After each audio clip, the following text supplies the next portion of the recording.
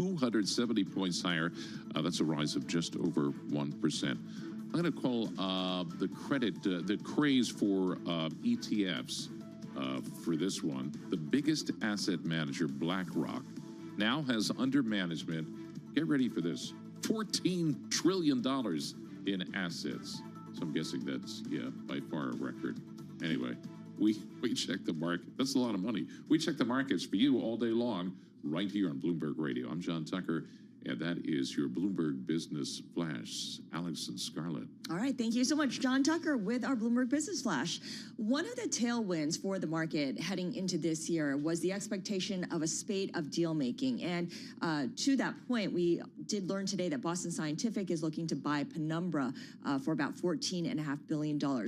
Obviously, with the big banks reporting earnings, bank executives are also making comments. David Solomon, the CEO of Goldman Sachs, says that we are not yet in the middle of a full-on M&A cycle, and he sees a very, very good year for M&A overall. Let's bring in Jennifer Rhee. She is our senior litigation analyst for Bloomberg Intelligence to talk to us about the antitrust landscape. Is there an active antitrust monitoring happening right now? Because this administration has signaled that it wants to see deals being made. Yeah, absolutely. And it certainly is a big change from the Biden administration, where we kind of had the opposite sentiment. I mean, we are really seeing very little activity from the Department of Justice, a little bit more from the Federal Trade Commission. But even in their case, it's been pretty restrained. And it seems that both authorities are really willing to work with the companies if they think that there's a problem with the deal, to work out some kind of settlement. And that's what didn't exist during the Biden administration, and why deal making was so stymied at that time. And I think most companies see, if we can come up, if we have a problem, a lot of deals don't, but if we do and we can come up with a solution, we can probably get it cleared. Jen, you mentioned muted activity from the regulators, but are there any industries that they're targeting right now more than others? Well, it looks like it. It's interesting that we see Boston Scientific has a deal because of the few challenges that have been brought to deals by the FTC. They've been in the healthcare space. One in the housing area, construction adhesives, which is a recent case they filed, but two in the healthcare space. And it doesn't surprise me, really, because these are very sensitive sectors, consumer-facing sectors, and that does align with essentially a populist agenda, which they talked about in the beginning when they took on their positions. And so I think we'll probably see, if we see continued activity in those areas or other very sensitive consumer areas. The other thing that we need to keep in mind is most of these companies that we're talking about are big multinationals. They operate all around the world. So you have U.S. regulators, and they may be stepping back and letting things happen, but regulators in Europe may not be. And I bring this up because we heard reports yesterday that Paramount and Netflix have been meeting with European Commission officials as part of their bid for Warner Brothers. What compare and contrast, for instance, the European Commission regulators with those in the U.S.? You know, there's been a little bit of a pullback. I think when I think of really big regulators in antitrust, I think of U.S., China, UK, and Europe. Right? These are the jurisdictions which would be willing to actually block a global deal. And we've seen a little bit of pullback across the board, and not so much with China. It's really just a black box there. I can't speak to what they're doing. But in the UK and in Europe, there has also been a bit of a pullback, especially in the UK, after they kind of got really chided from Microsoft Activision and trying to step in there. The thing is, for companies doing a deal that might have scrutiny in Europe, it's a bit scarier than in the US, because they have the ability under their law to actually block a deal, whereas the US regulators don't. They have to go to court, right? And they have to win in court in order to actually block a deal. It is far more difficult for them. It is easier in the EU. And Netflix, by the way, is gigantic. I didn't know this till I started looking at the deal, but it's really, really big outside the US. And HBO is getting bigger. In many of the countries in Europe. It's recently expanded in Italy and 7 or 8 other countries. So they will, that deal, I think no matter which company ends up buying Warner Brothers, is going to get a lot of scrutiny, and certainly scrutiny in the EU, and that is going to be one area where they're going to have to work, I think, to get clearance. Jen, the past couple of years saw a lot of high-profile antitrust cases, specifically within big tech. We had rulings against Google and Meta. What kind of precedent have they set for big tech regulation in 2026? Well, what they're showing is that it's going to be very, very difficult for U.S. antitrust agencies to actually tame what they view as monopolistic conduct. I mean, they did win technically against Google with respect to monopolizing search, but the remedy was fairly weak. They didn't get what they were looking for. Look at what Google's doing now with AI, with Apple, which is exactly what the plaintiffs were trying to avoid, dominance in AI after dominance in search.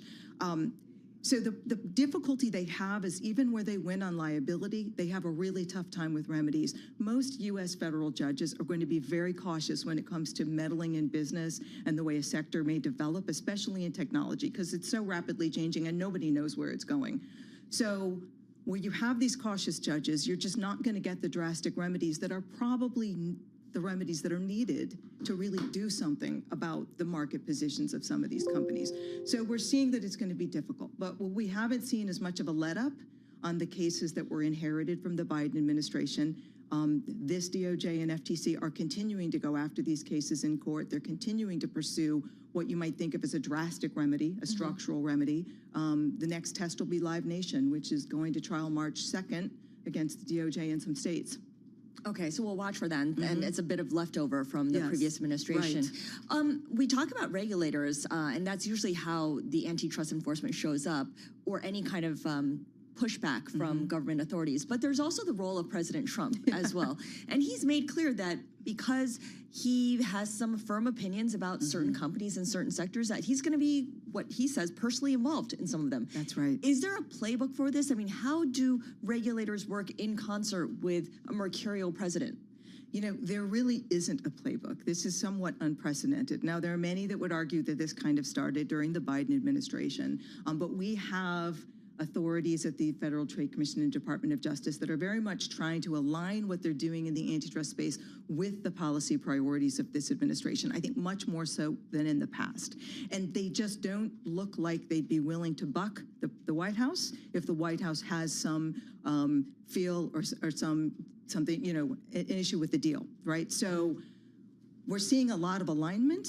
And we're also seeing a lot of preemptive alignment, even. Yes, preemptive alignment, and we're seeing a lot of lobbying, which we hadn't seen before, too, in the overruling of the antitrust division by senior officials who are talking to lobbyists. And so there is a lot of concern right now in the antitrust community about the rule of lobbying really prevailing over the rule of law when it comes to merger enforcement.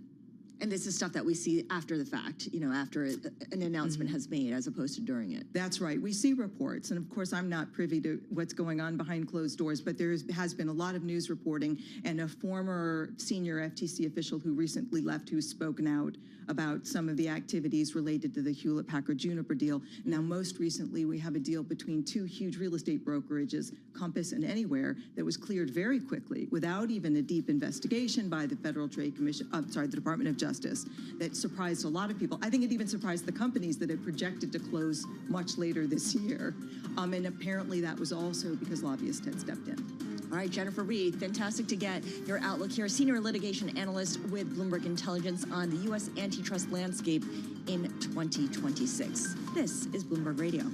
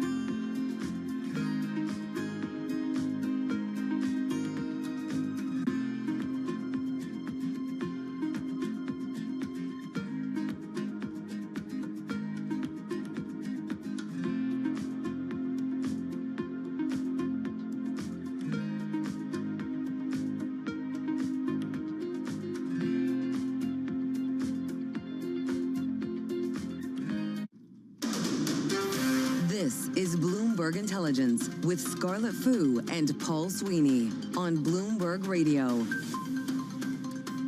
All right, good Thursday morning. I had to pause. Friday Eve morning here from Bloomberg's Interactive Brokers Studio. We're streaming live on YouTube. Scarlett Fu and Alexandra Semenova in. Paul Sweeney is off for the week. So, Alex, you know that there's a big meeting yesterday at the White House between officials from Denmark, Greenland, and the United States. And I'm not sure anything got resolved. Yeah, it seems very unclear what the goal of all of this is, what the U.S. actually wants with Greenland. Aside from the president making clear it's for national security reasons. Let's bring in Sanne Wass. She's a Bloomberg News Copenhagen reporter who's been following the discussions taking place. And Sanne, Denmark has told us, officials from Denmark, that there is a fundamental disagreement between Denmark, Greenland, and the United States, and that remains after this high-stakes meeting in Washington yesterday. What is the crux of the disagreement? Yes, fundamental disagreements persist, and officials there seem to have agreed to disagree. The main thing they disagree about is whether the U.S. should own Greenland. That was not resolved at the meeting yesterday, and it remains a major disagreement. What they did agree is to establish a working group that could be the start of kind of diplomatic talks to find a way forward. There's no guarantee that they would solve this disagreement, and clearly in Copenhagen there is some nervousness about the path forward, but for now they managed to not escalate the situation, and that was the main goal. Is there a sense of what success would look like for the U.S. in Greenland? I know President Trump has expressed this is for national security purposes, but what specifically is the U.S. seeking here? Yeah, I think on the Danish and Greenlandic side, the main success criteria is to have Trump stop talking about taking control of Greenland, and they do want to try to find some sort of compromise. They agree with Donald Trump's concerns that Greenland is important from a security perspective for NATO and potential risk of hostile activity from Russia and China. So they agree kind of on the aims to defend the island better. But they just don't agree that Donald Trump needs to own Greenland. So they want to see if they can find a compromise within a framework that would be legal under international law and make Trump happy. That could be many things. At the moment, European nations are sending forces to Greenland, but there's probably many options that they would be looking at. So yeah, talk a little bit more about that, about European nations sending forces to Greenland. How does that help advance the conversation, or does it just ratchet up tensions? I mean, Germany, for instance, looking to send military personnel to the island. Yeah, and it's not just Germany, France, Norway, Sweden, UK, they've been out saying that they will send military personnel to Greenland. It's not many people, but they are trying to signal to Donald Trump that we have got defense of Greenland under control. They want to signal that NATO is here to defend Greenland against hostile activity and try to kind of reassure Trump that way. And I would say there's probably also another element in it, and that is to signal to Trump that the stakes are really high. We now also have people here, so don't come and try to take Greenland by force. We've seen President Trump walk back on a lot of his policy proposals and political endeavors. Is there a sense at all that this is just posturing, that he might kind of scale back on this? For a long time, that was the hope. Trump has repeated his aims that he wanted to control Greenland or own Greenland for the past year, and even in his first term as well. And the hope all along was that this was just a part of a strategy to get something else. There's a sense now that he might be serious, Donald Trump, when he says he needs Greenland. Denmark's prime minister was out a couple of weeks ago and saying we need to take Donald Trump seriously. He seems to be obsessed with needing to own Greenland. So there is a worry that it's not just talk, but of course they are trying to find a middle way, and they're hoping that people close to Donald Trump will also pressure him to find another solution than taking it by force. Asana, what do people in Denmark think about this? I mean, I imagine this is all front page news from the very beginning when President Trump first expressed interest in Greenland and the fact that he hasn't given it up. Has opinion shifted at all in any way? What is the conversation that people are having? Danes are very concerned about this, and we have seen the rise of some, anti-American rhetoric in Denmark and people trying to ban American products and so on. It hasn't been that forceful, I'd say. Denmark does rely a lot on the U.S. for trade and especially also exports. Yeah. It is considered a very important partner for Denmark, and so the main goal is to find a diplomatic solution forward and not escalate it. All right, well, we'll see how that plays out. That first meeting, again, fundamental disagreements remaining after everyone had met in Washington. Sania Wasa, Bloomberg News Copenhagen reporter, joining us from our Washington bureau.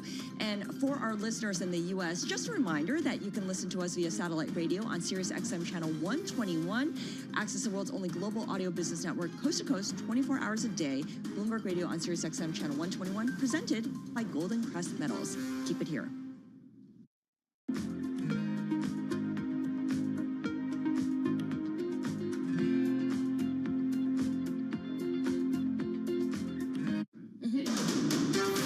This is Bloomberg Intelligence with Scarlett Fu and Paul Sweeney. Concern about rising prices spooking investors. What does renewables investment look like in the U.S.? More tariff talk coming out of this administration. Breaking market headlines and corporate news from across the globe. The president wants lower interest rates. He wants a rate cut cycle. How do you broaden out the AI play? Are people just looking for something to worry about when it comes to China? Bloomberg Intelligence with Scarlett Fu and Paul Sweeney on Bloomberg Radio, YouTube, and Bloomberg Originals. Good Thursday morning from the Bloomberg Interactive Brokers studio in Midtown Manhattan. This is Bloomberg Intelligence on Bloomberg Radio and streaming live on YouTube. I'm Scarlett Fu with Alexandra Semenova.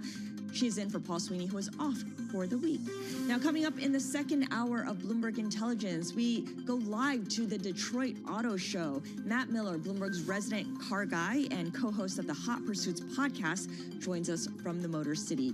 We'll also talk about AI, how retailers are using it with Lindsay Dutch, our Consumer Hardlines senior analyst, and of course the revival of the AI trade following a bullish outlook from TSMC with David Kudla of Mainstay Capital Management. Miles Miller will join us with some news on the New York City new mayor and some of the moves he's making. And then Sani Banel is co-founder and CEO of Motto, and she'll be joining us on how AI is changing the way companies build relevance, trust, and long-term value.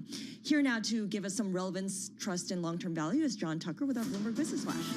Look over my shoulder. Who's she talking about? This Bloomberg Business Flash, guys, brought to you by IBKR Financial Advisors.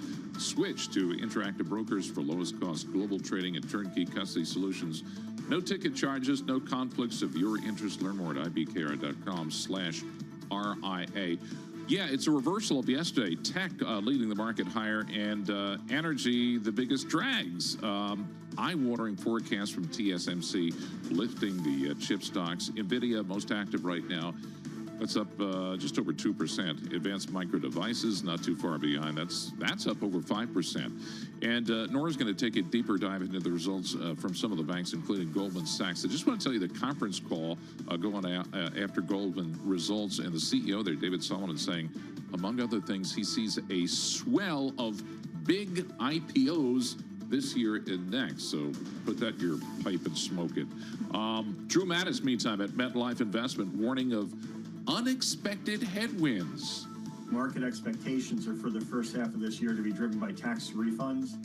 And I've got a sneaking suspicion that people's tax refunds in 2026 are going to go pay for Christmas 2025.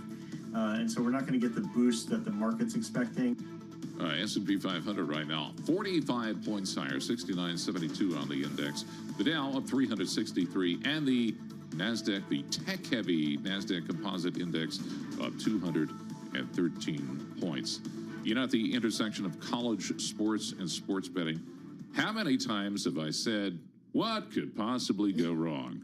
Well, federal prosecutors have charged 20 people today, including 15 former college basketball players, in what they call a betting scheme to rig NCAA and Chinese Basketball Association games of the defendants. 15 played basketball for Division I NCAA schools as recently as the 24-25 season. So there you go. We check the markets and other stuff for you right here on Bloomberg Radio. I'm John Tucker, and that is your Bloomberg Business Flash. Scarlett and Alex. Johnny mentioned we have big tech higher today. We're also looking at financials with the bank earnings results that we got. To discuss stocks on the move and companies to watch, we have Nora Melinda, Bloomberg Television Markets correspondent with us. Nora, what are you watching? Well, Alex, let's take a look at Goldman Sachs. We've been talking about this a lot. This is ticker GS. Of course, we're seeing bank earnings continuing as we push through this earnings season. We're seeing shares of this company up as much as 3.8%. This is after it posted an all-time high, an all-time Wall Street record of $4.31 billion in equities trading revenue in the last 3 months of the year. Of course, we're really just also still continuing to keep our eyes on expenses because we've been hearing this from a lot of other bank companies. There's been a lot of scrutiny as to how much they're spending. Of course, we talked about some of the names earlier this week that we're spending a lot on severance packages. Of course, we've got job cuts. So some analysts are also pointing toward one possible dark spot for Goldman Sachs potentially being expenses. But all in all, it seems as though the Wall Street is really receptive and taking this well. Okay, next on your list? Looking at Applied Materials, of course, this is ticker AMAT.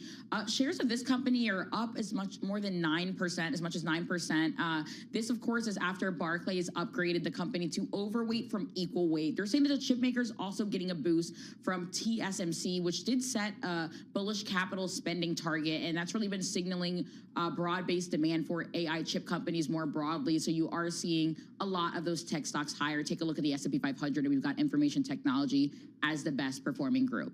And Nora, you're also watching Coinbase. Absolutely. So this is ticker coin. Pretty easy there. We're seeing shares falling more than 4%, right now down about 3.8%. But this is after the U.S. Senate Banking Committee delayed its discussion of the crypto market structure bill. So Coinbase pulled support of the bill due to its limits on stablecoin rewards. All right, thank you so much, Nora Melinda, with our Market Movers. And for more conversations like this, subscribe to our Stock Movers reports. Listen for our 5-minute audio reports on the biggest winners and losers in the stock market. Subscribe to Stock Movers on Apple Podcasts, Spotify, or anywhere you listen. We want to head over now to Detroit, where the Detroit Auto Show is taking place, and our Matt Miller is standing by. Matt has been talking to CEOs and has a whole bunch of thought leaders lined up for our coverage today and tomorrow. And Matt, you got a chance to sit down with the CEO of Ford, and I know he shared some thoughts about how he gets along with President Trump, but what's the big conversation taking place in Detroit right now? Yeah, I have to say, right now, it's pretty firmly focused on racing. I talked to Jim Farley, the CEO of Ford, alongside Laurent Mekies, who runs Red Bull Racing. And, you know, Ford has a partnership with Red Bull Racing. They're going to go racing at Formula One this year. They have pretty much finished the powertrain that they're working on together in Great Britain, in England. So it's essentially like the Cosworth DFV 2.0. If you are a racing fan, you know that Ford used to power the biggest champions of F1, Graham Hill, Jim Clark, Emerson Fittipaldi, Jackie Stewart. All of those guys won F1 with a Ford motor under the hood, regardless of whether they were racing for Matra or Lotus or what have you. So Jim is trying to do that again with Formula One, but we're also focused here on racing in Dakar. Ford goes racing with a prototype vehicle off-road there. Racing at Le Mans. Ford races the Mustang GT there, and they're going to introduce a new hypercar in 2027. And, of course, they're also showing some of their new commercial vehicles. I don't know if you can make it out behind me. For those of you listening on radio, obviously you can't, but they have a new version of the Mustang that you can buy, the Dark Horse SC. And the Dark Horse is like their top-of-the-line V8 Mustang. This one has a 5.2-liter V8, though, and it's got a supercharger sitting on top of it. So it's an absolute monster. Okay, these all sound like super impressive specs if I actually understood everything you were telling me, which I don't, I have to confess. But Matt, it's very fast. I know. Okay, thank you. That is the takeaway. It's very fast. John Tucker wanted me to ask about whether Ford engines are actually in the cars right now, in the racing cars right now, because I'm not sure that's the case, is it? Well, it depends on which class you're talking about, but I think Tucker is focused on F1. So for F1, Ford has a partnership with Red Bull Racing, and that's being developed. That powertrain is being developed at Milton Keynes. It's a, I think, 1.6-liter turbocharged V6 that Red Bull Racing, initially they were going to make the gas version of it, and Ford was going to make the battery cell and software side of it because it's a 50-50 hybrid vehicle for the new Formula One regulations. Now Red Bull has asked Ford to help out with a lot of manpower, sharing a lot of IP on the gas side, and also things like 3D printing or quickly turning around parts. So it's really a collaboration between the two. But no, it's not going to be a Ford Works engine, the likes of which Ferrari builds or Mercedes builds. But that's why I say it's like a return to the Cosworth DFE, because it's a joint venture that they're building in the UK. Matt, Tesla recently lost its electric vehicle crown to BYD. How present is the threat of competition from China over there in Detroit? Is anyone talking about that? Absolutely. I mean, Jim Farley was talking about that with me this morning, and he told me he was talking about that with President Trump on Tuesday. And he said, you know, obviously Ford views this through a competitive lens. So, you know, they welcome competition. It helps make their products better, but they want to see it under certain, I imagine, only under certain scenarios. President Trump, for his part, has said he doesn't mind if China sells electric cars here, but he wants them to build them here and employ Americans in those factories. And obviously, we're a long way from that. So it is something that has been top of mind for, I know, executives across brands here in Detroit for many years already. I know Jim has been focused on what BYD can do. Mark Royce has also been looking at the BYD Seagull and trying to figure out exactly how they manufacture it. They keep costs down. Obviously, the Chinese EV industry is very subsidized, right? China has poured like $250 billion into their EV business. That's not the way we do things here in the U.S. With direct subsidies. But it is a threat that is looming for sure. I think the lucky thing for now is that most Americans still really want a big pounding V8 and hopefully, if you still know how, a manual transmission with which to drive that. Or you're just speaking your own preferences, Matt Miller. I know what kind of car you drive. Matt Miller is co-host of the Hot Pursuits podcast, joining us from Detroit. He is at the Detroit Auto Show, and tune into Bloomberg Television and Radio for more conversations that Matt will be hosting later on through the day. We need to talk about AI, not so much so far as to how it's impacting the stock market, because we've seen that and we see that today, but how companies are actually integrating it and how consumers are experiencing it. Lindsay Dutch is our Bloomberg Intelligence Consumer Hardlines senior analyst, and she's been researching this idea of retailers embracing AI, but I guess there's a recognition, Lindsay, that for impulse purchases, which are so critical for the industry, you still need a human touch. So it can't be done remotely. It can't be done virtually. It's usually done in person, and it's kind of unpredictable. Yes, hi, Scarlett. Thanks so much for having me. I just returned from the NRF conference, 40,000 people there, lots of retailer leaders there. You know, AI was all the buzz. It was pretty much the topic of every session. And as I think about it, there's a lot of really cool technology going into this. And retailers are mostly using AI to improve employee productivity, move employees up the value chain, improve operational efficiency. And on the customer side, we're mostly seeing it in terms of like a customer service chatbot, maybe some personalization when you look at your email ads. But there's, new levels that are coming that will really, amp up, AI's place in that retail shopping journey. But as you mentioned, I think, that spur of the moment, that spontaneity, when you find something that you love and you have to buy it, that's a big piece of the shopping and retail world. And that really still, you need some human element in that process. Lindsay, we talk often about the death of brick and mortar stores. People aren't going into physical stores as much as they are shopping online. Do you think that AI can reignite the excitement for going into a store and experiencing the technology? So I actually think we're already seeing a return to brick and mortar. Coming out of the pandemic, people realized how important it is to have an in-person experience. More recently, I've heard comments, I follow Best Buy, they have talked about that Gen Z and younger shoppers are showing a much stronger preference to shop in the store, to talk to their Geek Squad, to get advice, to browse things in person. We also see that from an Ulta Beauty as well. So I do think e-commerce penetration will continue to rise as a whole. I think these new technologies will continue to support more shopping online. But I do think there is a personal element that will remain. And we see strong brick and mortar demand on the retail real estate side, and that is expected to continue for some time. Having said all that, how does AI enhance the ability for stores to be able to reach out to consumers so that they are there and have the right recommendations when consumers are in the mood to make impulse purchases?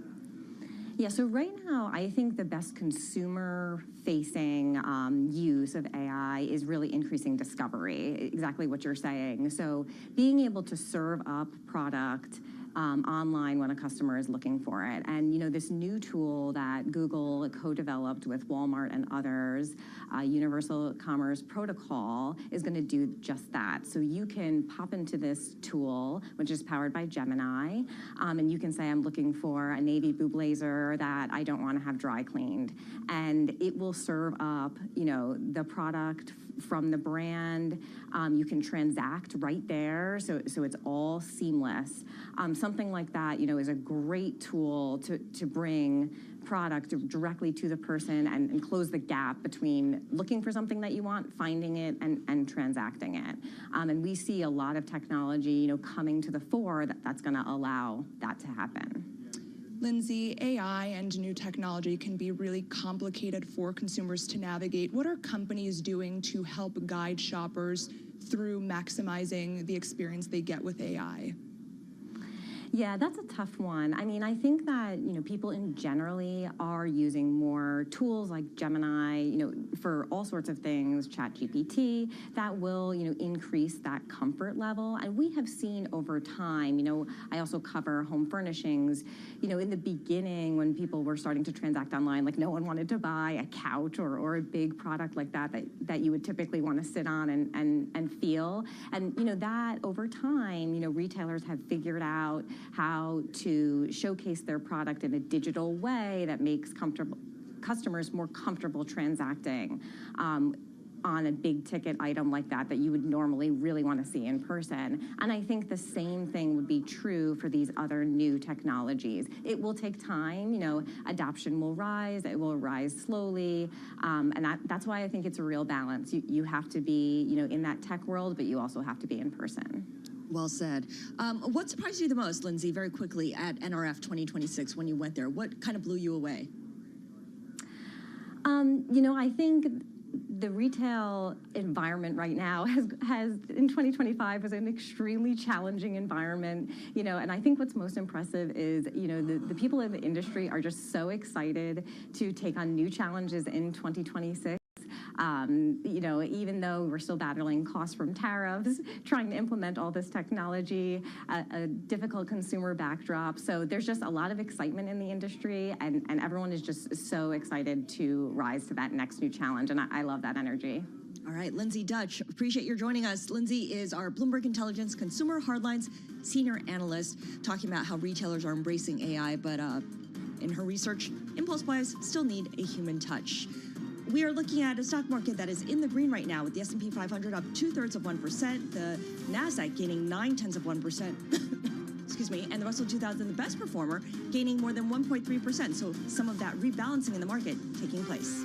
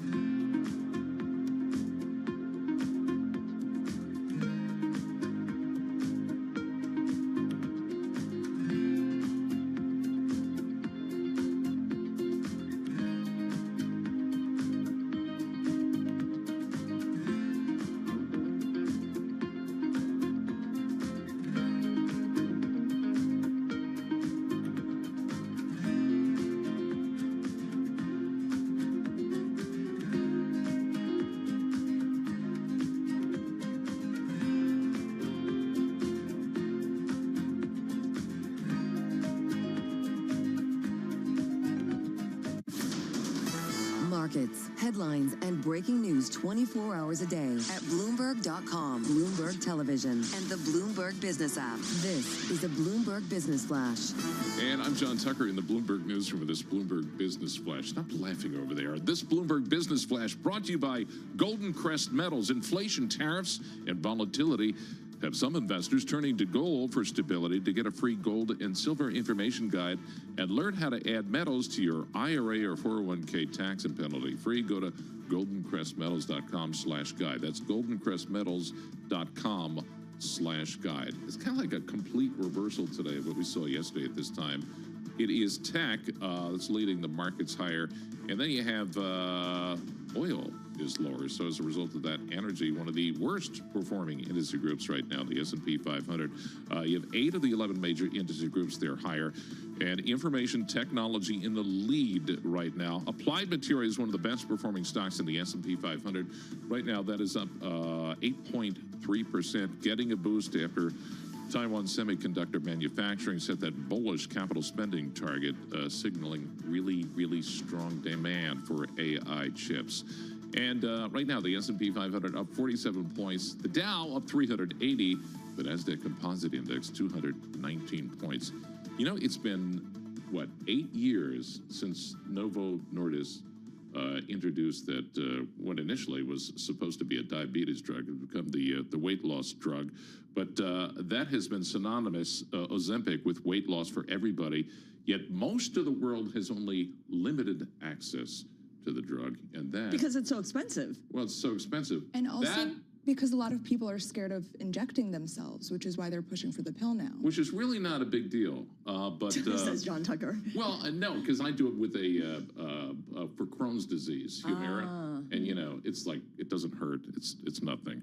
But this is all about to change. Patents for the key ingredient in Ozempic and the weight loss brand Wegovy are starting to fall all across the world. So they're coming off patent, so they're going to be a lot cheaper. Anyway, we check the markets for you all day long, right here on Bloomberg Radio. I'm John Tucker, and that is your Bloomberg Business Flash. Wait, off patent production, but not in the U.S., right? We're talking about countries outside the U.S. Everywhere else, so we'll see.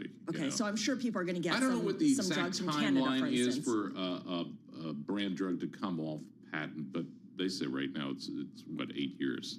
So. Okay. Well, I mean, the big money-making market is the U.S., and it's for anyone who is waiting for the generic version of these drugs in the U.S., they might need to wait a bit longer. Okay. So, okay. Good to know. John Tucker, thank you so much. Like just poo-pooed my story there.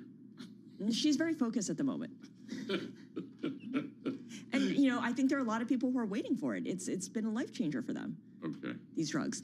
Let's talk about the markets right now, because certainly we've seen excitement over weight loss drugs give a huge, huge lift to names like Eli Lilly, and for a while, Novo Nordisk, before it began losing some of its competitive edge to Eli Lilly. David Kudla is founder and CEO and chief investment strategist at Mainstay Capital Management, and he joins us right now from Troy, Michigan.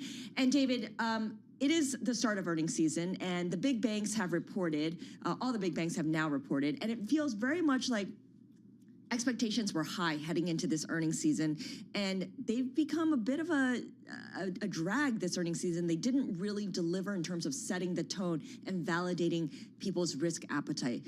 What do you think is behind that, David? Well, we've had some good earnings report. Taiwan Semiconductor, some of the banks have beat, but last week or earlier this week, a little bit disappointing in terms of bank earnings. You know, we're still looking for double-digit earnings growth through most of 2026. We think that we will have a rise in 26 in the markets, like in 25, much because of earnings growth and growth forecast for earnings growth rather than just multiple expansion. Last year, we had the tech stocks were up more than 20%, but their valuations by the end of the year were about the same as where they started because earning forecasts continue to grow. We're at a record pace on double-digit earnings, and that's pretty much continuing into certainly what we're seeing for fourth quarter and what we'll see, we think, in the next few quarters. David, early into 2026, investors have been rotating out of the big tech high flyers. Looking at the Russell 2000 index, it was up nearly 7% through yesterday's close. We've also seen the S&P equal weight outperform. Do you expect this broadening to continue? And also, what kind of tailwinds need to help those sectors do well? Good morning, Alexandra. Yeah, we had in the second half of the year, we had the Fed cut 3 times. And when the cost of capital is declining, that's good for small caps. You know, the large caps are a lot more equity than debt exposure. The small caps, it's about debt. And when rates are coming down, small caps rally. The thing is, we've seen so many head fakes over the years with small caps looking like they're going to start a run, and then it fades. As long as we have an environment, and we're looking at better than 5%, according to Atlanta GDP now, better than 5% growth in the fourth quarter for GDP. We have still consensus is for 2 rate cuts. We'll see how that pans out. There's politics involved and everything else.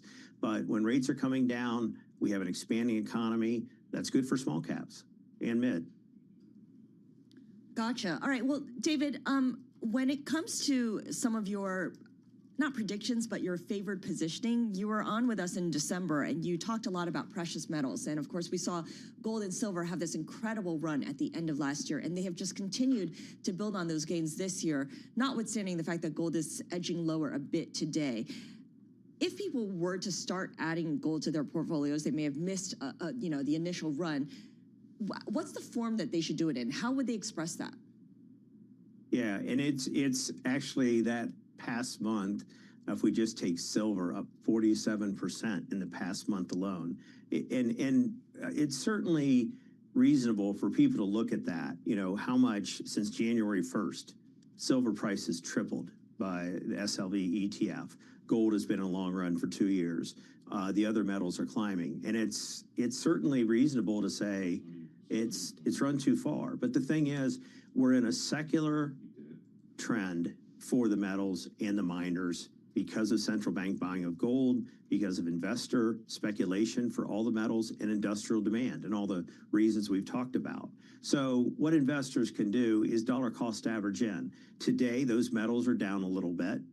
They were down a lot more overnight, and they've recovered. Silver's only down a couple %, for instance.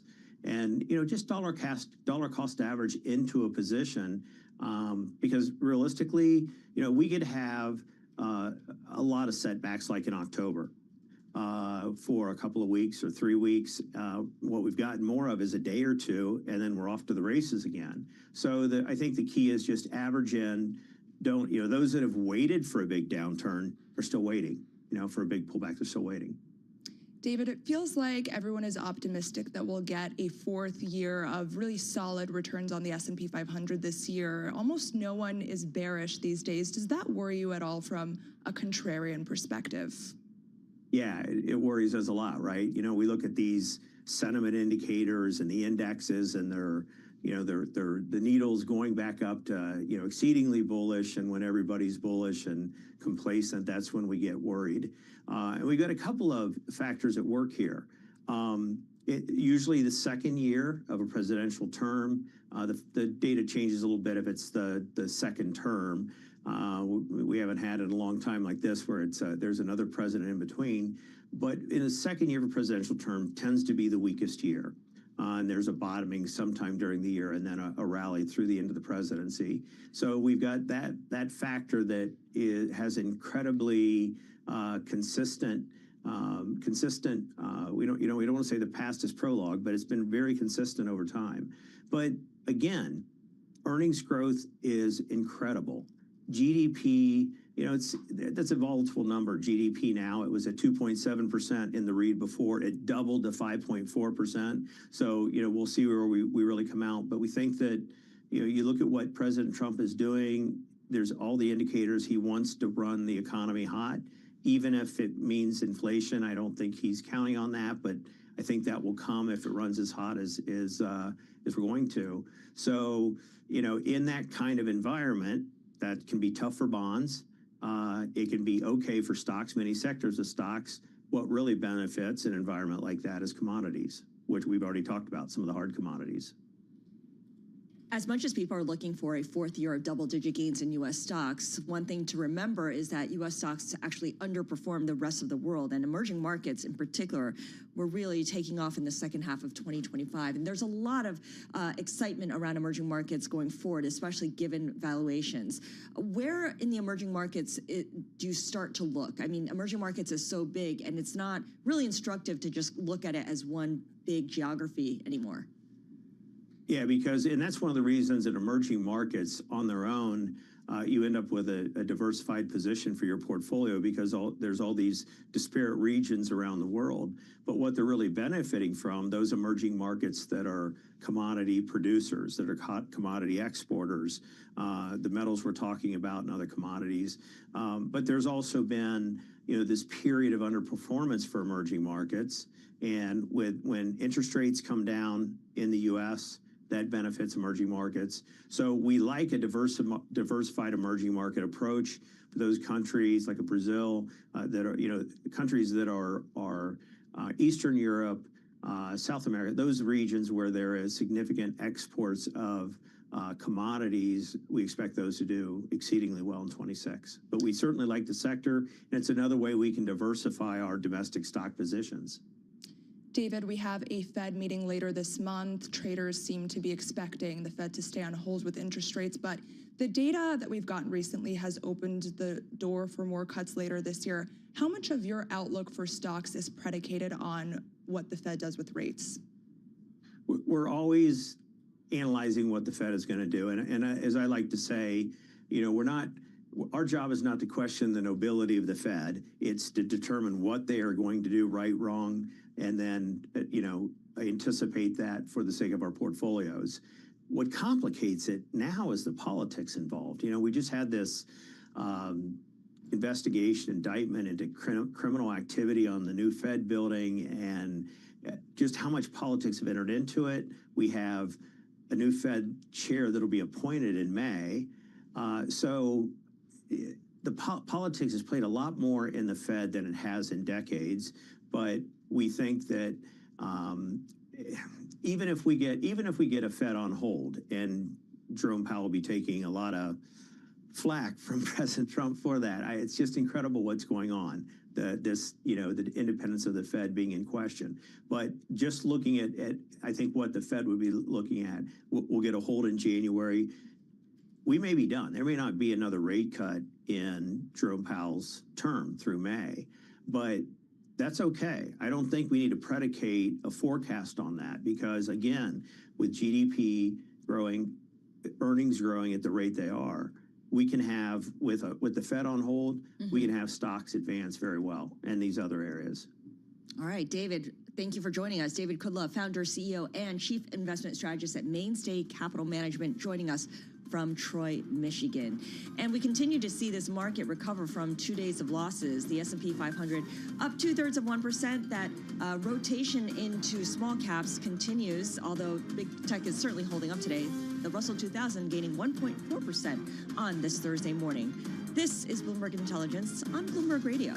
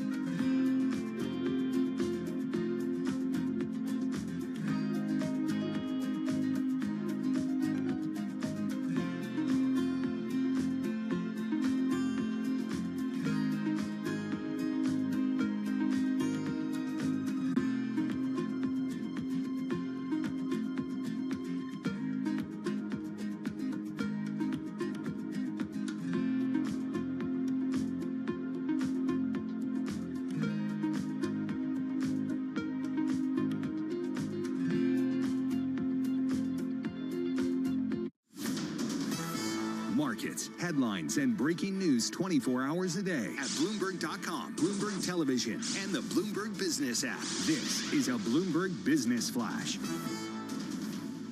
And I'm John Tucker in the Bloomberg Newsroom with this Bloomberg Business Flash. A strong set of results from TSMC that pretty much has shifted the overall mood to risk on in the markets, lifting semiconductor stocks like Applied Materials. Applied Materials up over 8%. The semis, the best performing individual stocks right now in the S&P 500. NVIDIA, the most active, and that's up 2.3%. Goldman Sachs blew through expectations for stock trading revenue. They posted an all-time Wall Street record of $4.31 billion in the final 3 months of last year. Meantime, a look at the broader economy. Greg Dacko, he was on the program earlier today. The chief economist at Ernst & Young says, you know what, lower and middle income consumers coming under more pressure. There is going to be an increasing number of individuals that face these headwinds from reduced income growth, from a still high interest rate environment, and from an environment where prices and costs remain elevated. That is going to constrain a large share of the population. Right now, the S&P 500, 46 points higher. That's up 0.7%, 69.73 on the index. The Dow Jones Industrial Average is up 402 points. The tech-heavy NASDAQ Composite Index, 217 points higher. That is up about 0.9%. And we check the markets for you all day long right here on Bloomberg Radio. I'm John Tucker, and that is your Bloomberg Business Flash. Alex and Scarlett. Thank you so much, John Tucker. Really appreciate it. Of course, it is now only 15 days into the New York City Mayor Zohran Mamdani's tenure, and he is making moves already. Alex, do you live in the city? I do. I'm a lifelong New Yorker. You're a lifelong New Yorker, so you feel it more than I do. I live in the suburbs along with John Tucker. So. Did you get your free bus service yet? Not yet. Still waiting for it. Still waiting. And free childcare? I don't take the bus that often. Usually the train, so I don't think it'll directly impact me. Okay. But still waiting. Still waiting. Let's check in with Miles Miller. He is our senior reporter covering security, the national desk, law enforcement, governments, and cities. And it's here where we want to talk to him because Miles is joining us from downtown Manhattan. And Miles, talk to us a little bit about what the new mayor, Zohran Mamdani, is doing when it comes to work. He is cracking down on, some companies and how they're treating workers. Yeah, he's enlisted Lena Khan as an advisor, unpaid advisor to him, of course, known to the Bloomberg audience as the former FTC chair. In addition to that, Julie Su, who joined us on our fabulous Labor Fridays, right, the Fridays where we get the jobs report. And then in addition to that, Sam Levine, who was at the FTC running enforcement. That's his dream team. And what they're doing is going after companies that are involved in delivery, that are involved in the gig economy to make sure that workers are protected. The story that crossed the Bloomberg terminal just about 20 minutes ago is one that really they're suing food delivery providers for what they say is withholding pay from workers. And it really gets to the heart of what the Mamdani administration is going to be about, using little-known laws to go after big companies to fight for who they say is the little guy. The company that is being sued today is MotoClick, and the allegations are pretty simple, that they violated delivery worker laws by failing to pay the required minimum rate and deducting canceled and refunded orders directly from their paychecks. And these are folks who most times are only making, money off of the tips that they're getting from these people who are ordering food. Wait, you mentioned the company that is in question here is MotoClick. This is not a company that I think a lot of people are necessarily familiar with. If you order from DoorDash or Grubhub, you don't necessarily have a direct interaction with MotoClick, do you? Right. This is one of those companies that says it works with platforms like Uber Eats, DoorDash, and Grubhub. You may file your order through these companies, and then you don't know that the folks who are coming to deliver it are actually working with this, in some cases, last mile company.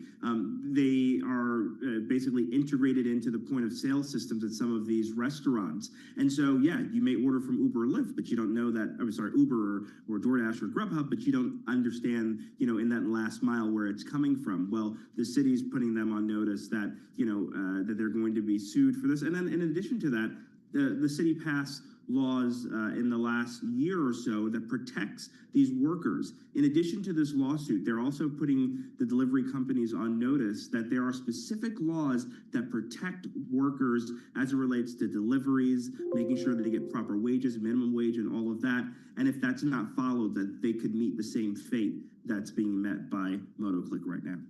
Miles, this of course follows the allegations that DoorDash and Uber deprived New York City delivery workers of more than $550 million in tips. That is a lot of money. Is there a sense, if this lawsuit is successful, that they might see those wages come back? Yeah, I think what the city wants to do, and specifically the Department of Consumer and Worker Protection wants to do, is in filing any of these lawsuits or in making these claims public, is to put pressure on these companies to do the right thing before they get to the enforcement level. We've seen a lot of these companies that have been sued in the past, whether in the de Blasio administration, whether being sued by the comptroller's office, come to an agreement on a settlement, and that money does trickle down back to workers. But it doesn't stop with just the city hall. It doesn't stop with the comptroller's office. Just today, the Manhattan DA also, trying to make it clear that he wants protections for these workers, because these are, these wage cases continue to pop up. It was just about a year and a half ago, 2 years ago, that Grimaldi's Pizza was being accused of wage theft and holding back pay for these low-paid workers, and that's going to be a major focus of this administration. So can you reconcile this first action? It's kind of like a shot across the bow by the Mamdani administration with the promises it had made to its supporters, to voters, to folks in the city like Alex Semenova, who's a lifelong New Yorker. Is this kind of what they promised to prioritize? Yeah, I mean, they have changed the role that Julie Su is in. It used to be the deputy mayor for economic development, but it's not just economic development. It's really with a focus on worker protection. It's really on a focus on equality and rights for people. And this is a person who has spent a good amount of time in Washington, has spent time in California, who is going to be leading this effort. When you look at Lena Khan being involved in decision making here at City Hall and going and doing what she knows best, right? Going through very complex parts of the city charter to find where you can really stick it to companies, or where they can stick it to companies. It really shows that this is a top priority for him. And in addition to that, this role, the role in consumer protection, was one of the first roles he filled after being elected, and right before right after he took office, because he knew it was going to be something that people really relate to. Miles, when was the last time that we saw a New York City mayor go after big companies like this? Is this unusual? No, I mean, I think in the de Blasio administration, we saw companies targeted, certainly. And then, in the Adams administration, it was certainly a very pro-business administration, trying to work with business, but also sort of trying to put the onus on businesses to do the real thing. And so this is obviously a different tactic. And I think for the first time, you're seeing an administration where they're not taking people really from big business and saying, okay, here's how you can work on economic development. In the de Blasio administration, Alicia Glenn was the deputy mayor for economic development and had come from the business community. No, these are people who've worked in government for some time and are trying to figure out a way to make government work for people who, don't have much money, or to hit at the affordability crisis. It's really a first of its kind approach to doing this kind of work. Yeah, well, it feels very 2020 2021, 2022, which feels also, in stark contrast to what we see from the federal government at the moment. Miles, really appreciate your joining us. Miles Miller is our senior reporter on the National Desk covering law enforcement, governments, and cities. On New York City's Mamdani, the new mayor, suing a delivery app company, MotoClick, over lost pay in this crackdown on worker equality. This is Bloomberg Intelligence on Bloomberg Radio.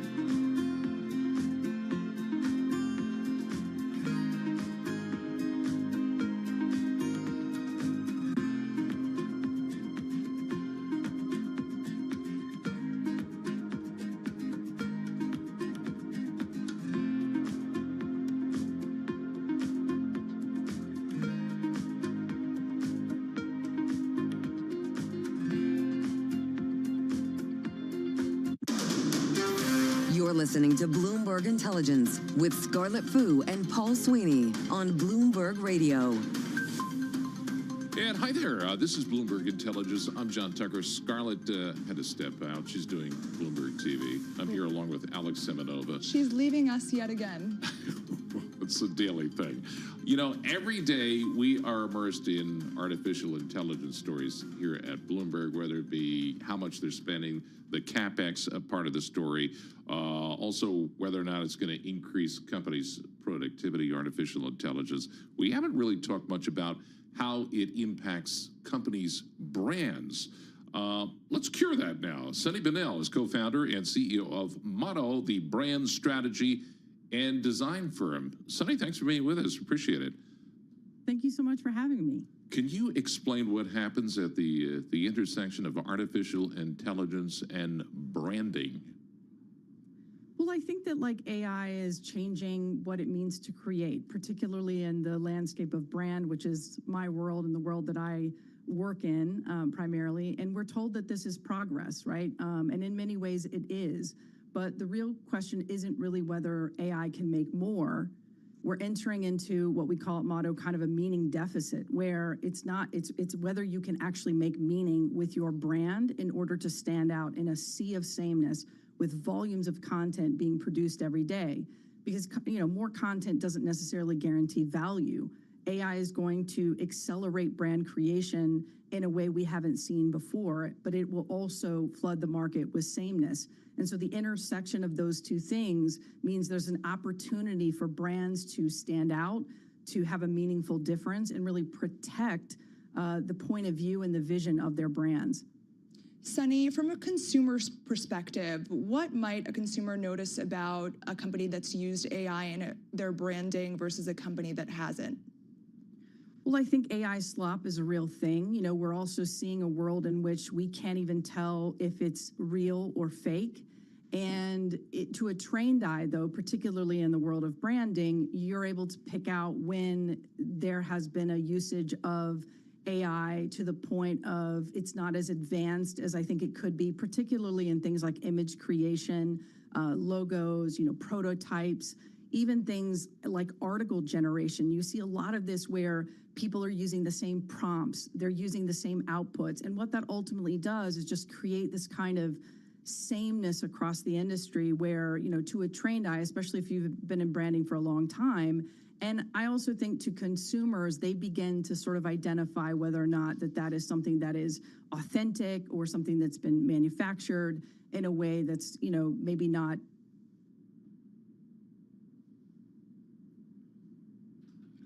I think we lost Sunny. Sunny, you there? Yeah, can you hear me? There we go. Yeah, we need some artificial intelligence here to help us do this. Wi-Fi dropped. Where did I leave off? Where did she leave off? You Glad to have you back with us, Sunny. To your point, I feel like sometimes when I'm reading things online, I can't distinguish whether it was written by AI or by a person. What is the remedy to that? Well, I think the biggest mistake is letting AI kind of average you out, right? Leaders are using it to sound polished and professional, and they erase the very thing that actually builds trust, which is personality, imperfection, specificity, right? Point of view. AI can produce language, but it can't always produce belief. And so there's a huge opportunity to make sure that if you're using AI or that you're tapping into those tools, which are incredibly powerful and they do amplify your ability to do things more efficiently, but you have to be careful that you're not actually like overruling or overriding your own point of view and your own perspective and your own intelligence and originality in favor of those tools in a way that diminishes your own tone of voice or your own personality. Okay, so give me an example. How do I stand out in the sea of AI at this point? Well, I think you've got to think about, number one, point of view, thinking about originality, right? So I talked about when abundance goes up, differentiation goes down. So if we're in a world where everybody can use the same prompts and use the same tools and produce some similar assets, there's opportunities for, let's say, a brand to really distinguish their point of view and distinguish their voice. And where does that typically come from? Well, every business on the planet is made up of a unique footprint, a unique culture, a unique group of people. And when you have more creative power than ever before, we also can, on the flip side of that, have less meaning and creative meaning than ever before. So when you're trying to bring relevance out into your organization or say like maybe your own personal brand, you're looking for opportunities to use AI as a sparring partner, but not a replacement for your own thoughts and ideas and how you see the world, and whether that's content you're putting out, whether that's brand work that you're putting out or brand systems that you're putting out, brand identity and messaging, any way that you can use to sort of have your own clarity and point of view is what's going to help you distinguish yourself in the market. Because customers they're now beginning to understand that it's kind of like if you've ever seen that show, Is It Cake? They know the difference. And so I think you're going to see more people driving to companies and organizations that are authentic, that do in some cases like misspell a word or have a typo. Sunny, thanks a lot. We appreciate it. Sunny Benel, co-founder and CEO of Motto, the brand strategy and design firm. Well, it does it for us. For our listeners in the U.S., a reminder, you can listen to us via satellite radio on Sirius XM Channel 121. You can access the world's only global audio business network, coast to coast, 24 hours a day. Bloomberg Radio on Sirius XM Channel 121, presented by Golden Crest Metals. Stay tuned for the latest market news and industry research. Your top stories and global business headlines coming up right now. Dow up 382, the NASDAQ 100 291 points higher.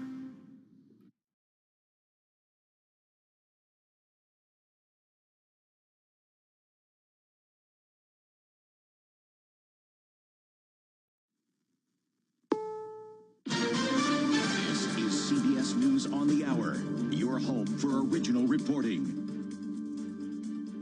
I'm Steve Kathan. President Trump has threatened to invoke the Insurrection Act and deploy troops to quell protests against ICE officers in Minneapolis. It comes after new protests sparked by the second shooting by an ICE agent in a week. CBS News legal contributor Jessica Levinson. It provides the president with extraordinary power, and frankly, we don't have a lot of precedent to indicate that there are significant checks either from Congress or the judicial branch to second guess the president on his decision that, yes, we do need the Insurrection Act. The U.S. military says it moved today to seize a Venezuelan-linked oil tanker in the Caribbean. Foreign affairs analyst Oliver Stunka says opposition leader Maria Corina Machado is due today at the White House. Machado will have a very hard time to make her case during the meeting today to convince Trump to somehow, support her in her effort to remain in the country. It's very unclear what her future role will be in Venezuela. 26 people, including former college basketball players, are facing charges for allegedly rigging games. Some have links to major programs like St. John's in Georgetown.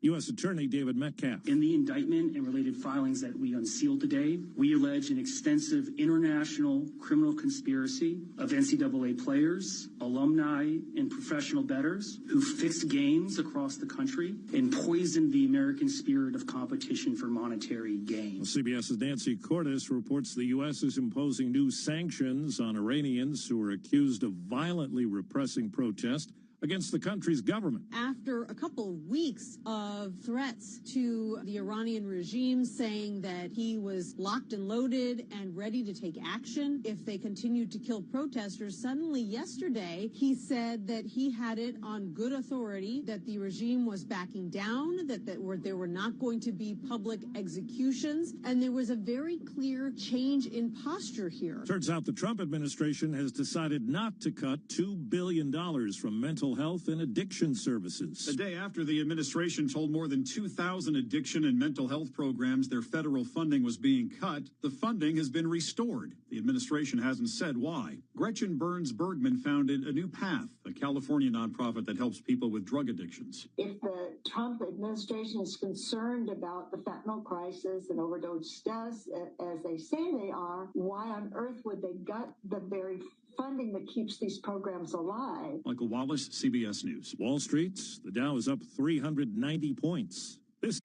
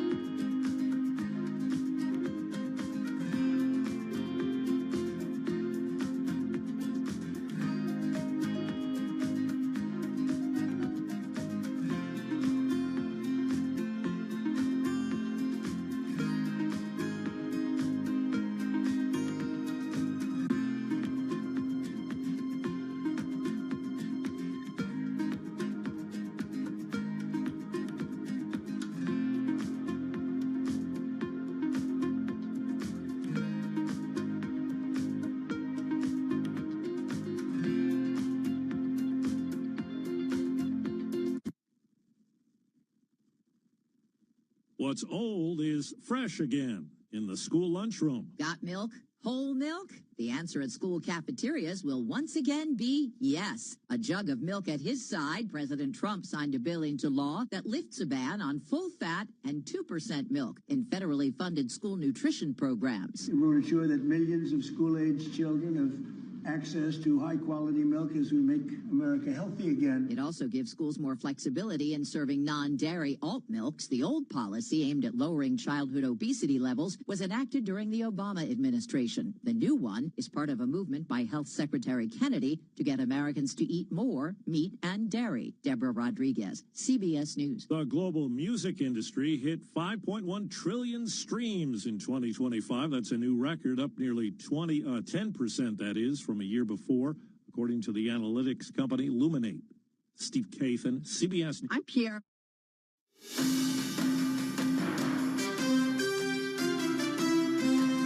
Live from Washington, D.C., this is Balance of Power with Joe Matthew. President Trump says the killing has stopped. Welcome to the Thursday edition.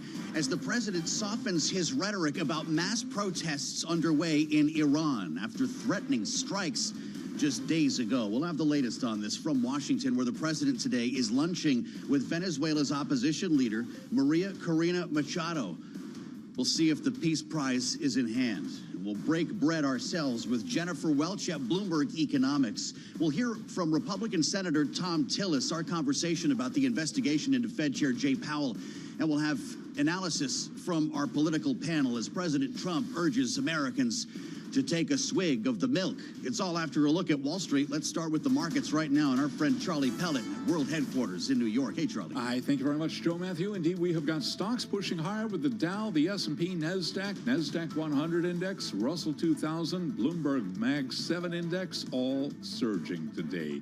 Tech stocks are rallying. S&P up 51 now, 69.77, potentially a record today. Right now up 0.7%. Dow Industrials up 398, up 0.8%. NASDAQ Composite up 1%. NASDAQ 100 up 1.2%. Small caps surging as well. The Russell 2000 index up 1.2%. And the Bloomberg Mag 7 index up by about 0.8%. A rally in tech giants spurring a rebound in stocks as a blowout outlook from an AI bellwether rekindled hopes about the longevity of a key bull market driver. Right now we've got the 10-year yielding 4.15%, the 2-year 3.55%. Gold retreating down $16 the ounce, 46.10 on the precious metal. Drop there of 0.3%. Silver, after a surge over the past couple of weeks, down 1.7%, still above 90 at 91.57 on silver. West Texas Intermediate crude 58.97 a barrel. Crude today, WTI down by 4.9%. Bitcoin down 1%, 96,538. Shale billionaire Harold Hamm says oil companies need guarantees that their assets won't someday be seized by Venezuela if they help revive the nation's crude production. Hamm is chairman and co-founder of Continental Resources. He was interviewed this morning on Bloomberg Surveillance. There's a lot of geopolitical risk in Venezuela.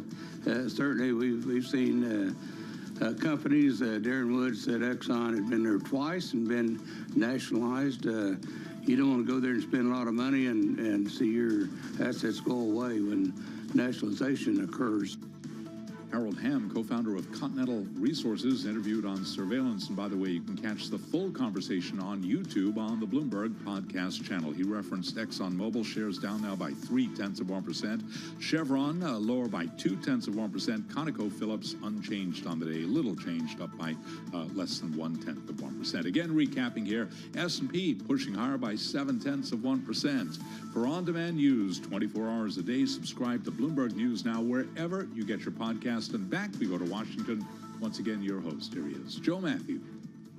All right, Charlie, nice looking session. We'll be back with Charlie in about 15 minutes for more on the Thursday trade. Yeah, you made it to Little Friday, and thank you for joining us on the Thursday edition of Balance of Power and Bloomberg Radio. Streaming live on YouTube, search Bloomberg Business News Live and find all our shows up and down the Amtrak corridor. Go ahead and pause it, back it up. It's pretty cool, unless you're watching Balance of Power right now on Bloomberg Originals on your YouTube TV. So many ways to find the program. I'll remind you about the podcast later. And thank you. If you're listening to us in Boston, it means a lot to me that you would cross over from the AM dial to find us right here on 92.9 FM. So I guess good news when it comes to Iran. It's a little bit hard to read the tea leaves here. We're going to start with geopolitics today, after the president said last evening that the killing has stopped. Now, I mention this because we were evacuating Americans just 24 hours ago from our massive base in Qatar. U.S. allies were told to get out of Iran, and it sure sounded like we were preparing a pretty serious round of strikes with thousands of anti-government protesters killed, and the president has said help is on the way, right? Didn't sound so much like that, or maybe help needed, when the president was talking about this in the Oval Office last evening. Pay no attention, if you're with us on YouTube, to that massive jug of milk on the Resolute desk. We'll explain that later. Here's the president. We've been told that the killing in Iran is stopping, and it's stopped, and it's stopping. And there's no plan for executions or executions. I'm sure if it happens, we'll all be very upset. We're going to watch and see what the process is, but we were given a very good statement by people that are aware of what's going on. Okay, so here we are. No strikes overnight, certainly. And if the president says the killing, well, what did he say? He said the killing is stopping. It has stopped stopping. So this could still change, and that's why we wanted to start our conversation with Jennifer Welch, who's with us, of course, from the great team at Bloomberg Economics, our chief geoeconomics analyst. Jenny, good to see you. Welcome back. We have like 5 countries to talk about here, because you can't do one without Venezuela, without Colombia, without Iran. Let's start with Iran. The president was briefed on military plans reportedly this week. Are we turning away from this idea, or is the president taking our attention away from what's actually about to happen? Yeah, I have a little bit of scar tissue from last June when he did something similar. Remember? He said on a Friday afternoon, I've decided I'm going to think about it for 2 weeks. 2 weeks. And the next night was Operation Midnight Hammer. Is that what this is? I think it's very difficult to say with President Trump, right? It's not clear, for example, who he was briefed by, or if he was just watching, for example, Fox News and saw some interviews that took place, and how they're setting the bar for killings, right? I think what he's referring to is the state's planned sort of law enforcement actions against protesters who were arrested. But is he also referring to potential skirmishes in the street between protesters and security services, which I don't think is what the government was referring to when it might have offered to hold off on executions. So there could still be violence and deaths in the days ahead. And I think the question is, how does that change his calculus? If indeed this is a genuine, we're going to stand back and watch the situation. Right. The president had said on CBS News, if people are hanged, if we see the hanging, you're going to see some things, was the quote. And indeed, we heard from the foreign minister that these planned executions had been canceled. But do we actually know what's going on the ground there? I mean, there's no internet, at least until, I guess, Elon Musk turns the Starlink on. Do we have any way to confirm that? It's a very, I think, difficult and murky situation because, as you mentioned, the internet outage, and previous to the internet outage, there's just a very difficult operating environment for international media there and for international organizations. Sure. Now, there have been some groups doing great reporting and trying to get a sense of what's happening on the ground, but no, I think our level of confidence and certainty, even about things like the death toll, I would take with a grain of salt because it is so volatile. Yeah, well, Lindsey Graham's got nothing but salt. I don't know if you saw his post on X. Every indication, the senator from South Carolina, ally of Trump, every indication I've seen says the Iranian regime's killing of protesters is still very much in full swing. The death toll is mounting by the hour, he says, hoping that help is on the way, referring to Donald Trump's post from Tuesday.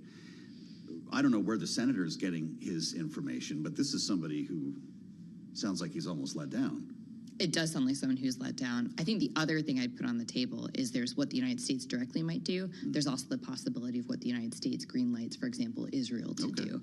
So that is, I think, a space to continue watching. But my bet is that all options remain on the table.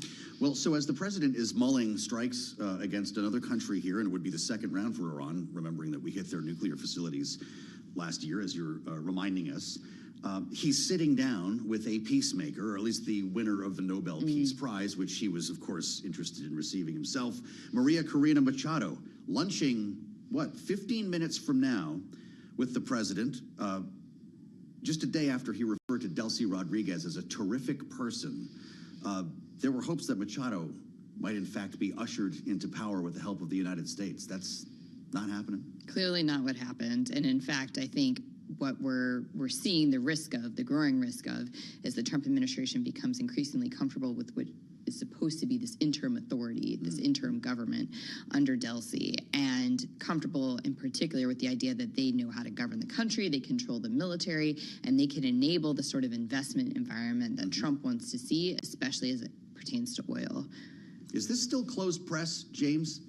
Kind of interesting. We're not going to have any pictures. I guess they could open it. That the president's been known to do that. Yes. But interesting that he doesn't want to be seen with her. Maybe holding the prize together or something? No?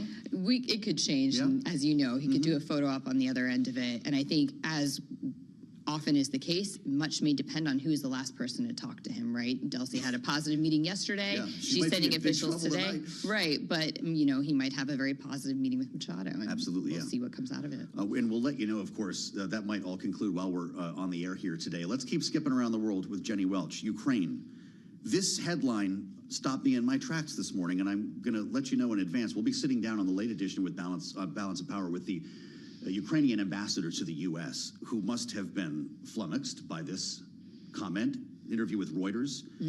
The president faulting Zelensky as the main obstacle to an agreement to end the war. What happened? I think this is yet another example of that theme of oftentimes the last person to talk to the president is the one who has a significant impact on his thinking or perception. And we've seen this so many times that I've lost track since he came back to power of this pendulum swinging between Putin and Zelensky and the blame game shifting of it. He says Putin is ready to make a deal. Why would we think that? Well, President Putin did put out some very, positive language earlier today on the importance and value of peace. Of course, this is all as the war that he launched is about to cross over the 4-year mark into its 5th year. Wow. And Imagine that. yes. And become not only Europe's largest land war since World War II, but it's starting to approach even that in terms of the longest land war in Europe in a century. So incredible. To think I haven't even brought up Greenland yet. We're supposed to talk about Greenland, James. All right, big picture. Do you buy into this narrative in Washington that the president's adventurism in Venezuela, Greenland, other countries around the world, Colombia, I don't know, Cuba, we'll find out what's next, emboldens China when it comes to Taiwan, emboldens Putin when it comes to Ukraine, or is that too easy of a narrative for you? I don't think it's such a direct correlation. I think China and Moscow are going to be judging this based on their interactions with the U.S. on those specific issues. I think the concern that's out there is that the U.S. is going to get so focused on these other things that it is distracted from the Asia-Pacific. It's distracted from Ukraine and broader Europe issues. And I would say Trump's comments the other day about being very unhappy, is I think how he put it, if China were to move on Taiwan, is perhaps not the most strongest deterrence language one could envision a U.S. president saying. Well, I wouldn't be happy about it. All right, come back and talk to us about Greenland, because that's still very much in play. There's a Codell this weekend. We've talked to Senators Tom Tillis and Chris Coons. Are going to be in Denmark this weekend. Love to hear what they have to say following their meetings, and we'll compare notes with you on that, I hope. Jenny Welch has the smartest team in the business at Bloomberg Economics, and we're lucky to share space with them here in our Washington bureau. Chief Geoeconomics Analyst. And we'll have a lot more ahead. I mentioned Tom Tillis. He's weighing in on the investigation into Jay Powell. We spent some time with him on Capitol Hill. We'll let you know what he said and compare notes with Republican strategist Ashley Davis from S3 Group. It's all ahead here on Balance of Power, only on Bloomberg.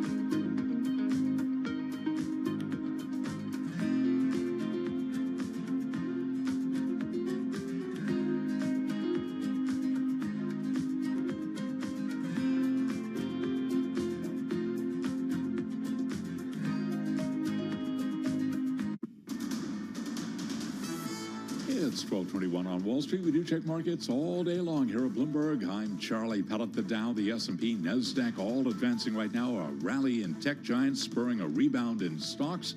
As a blowout outlook from an AI bellwether, Taiwan Semi rekindled hopes about the longevity of a key bull market driver. Right now, we do have Taiwan Semiconductor up by about 6.7%. S&P up 47 now at 69.74. Could see a record there today, up 0.7%. Dow Industrials up 385. That is a gain of 0.8%, while NASDAQ right now up 214, up by 0.9%. The 10-year at 4.15%, with the 2-year currently yielding 3.55%. Spot gold down $13 the ounce, 46.12 now, drop there of 0.3%. Silver down 1.6%, 91.70 for an ounce of silver. And West Texas Intermediate crude down 4.9%, 58.97 a barrel on WTI. Bitcoin right now down 1%, 96,571 on Bitcoin. Amazon Web Services has struck a deal with Rio Tinto Group to use copper from an Arizona mine in U.S. data centers. The cloud computing giant will become the first customer for copper produced using Rio's Newton bioleaching technology. Bioleaching, by the way, according to Wikipedia, is a way of extracting metals through the use of living organisms. Amazon up 1.2%, Rio Tinto up by 0.7%. For on-demand news 24 hours a day, subscribe to Bloomberg News Now wherever you get your podcast. I'm Charlie Pellet. That is a Bloomberg Business Flash.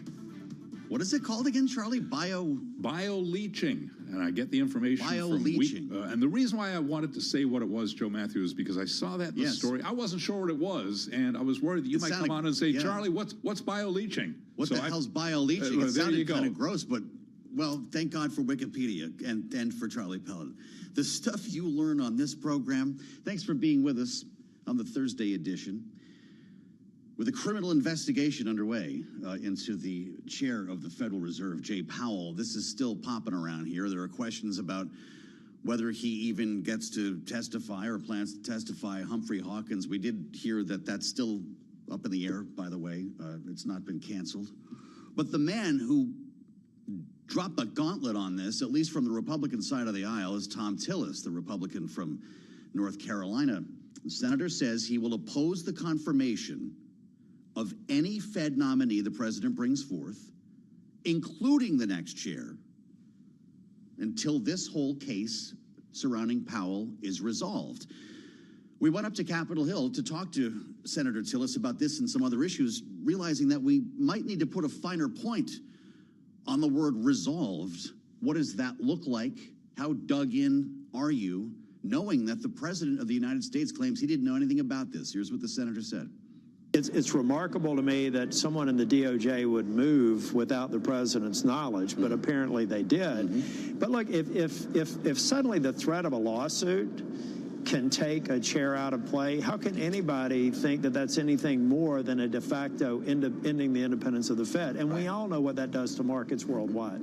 You said that you would block the president's efforts to name a new chair until this matter is resolved. Yeah. How do we define resolve? No, actually, to be clear, I will block any effort to name any member of the Fed board until this matter is resolved. How do we define resolved? With charges withdrawn, or it's either got to be fully adjudicated, or they don't move forward with an indictment and they close the case and they explain reasons why.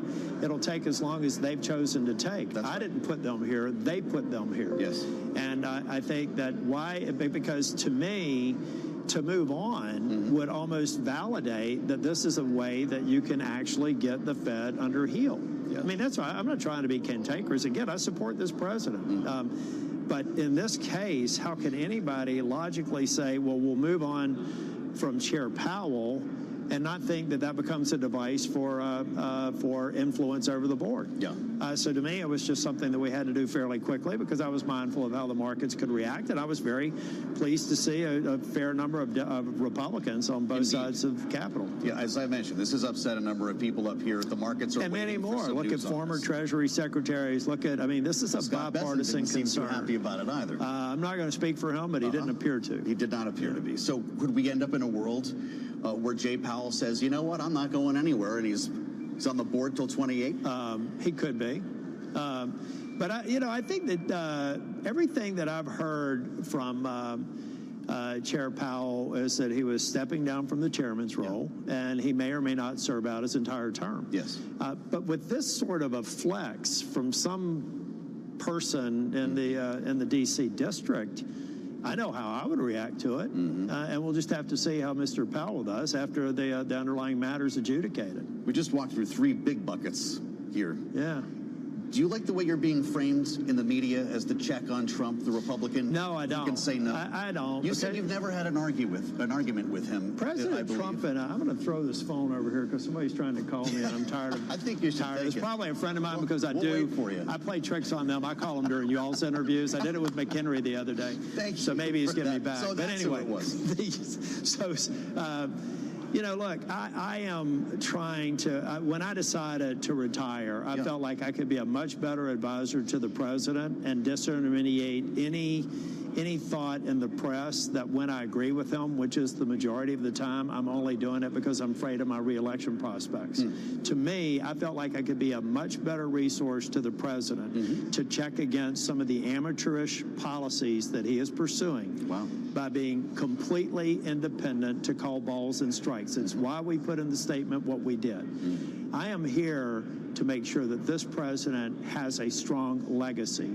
There are people working for him who couldn't care less about the legacy. They care about the moment and the transaction. I care about how this president is remembered in history because a successful Republican president, in my opinion, is a successful nation.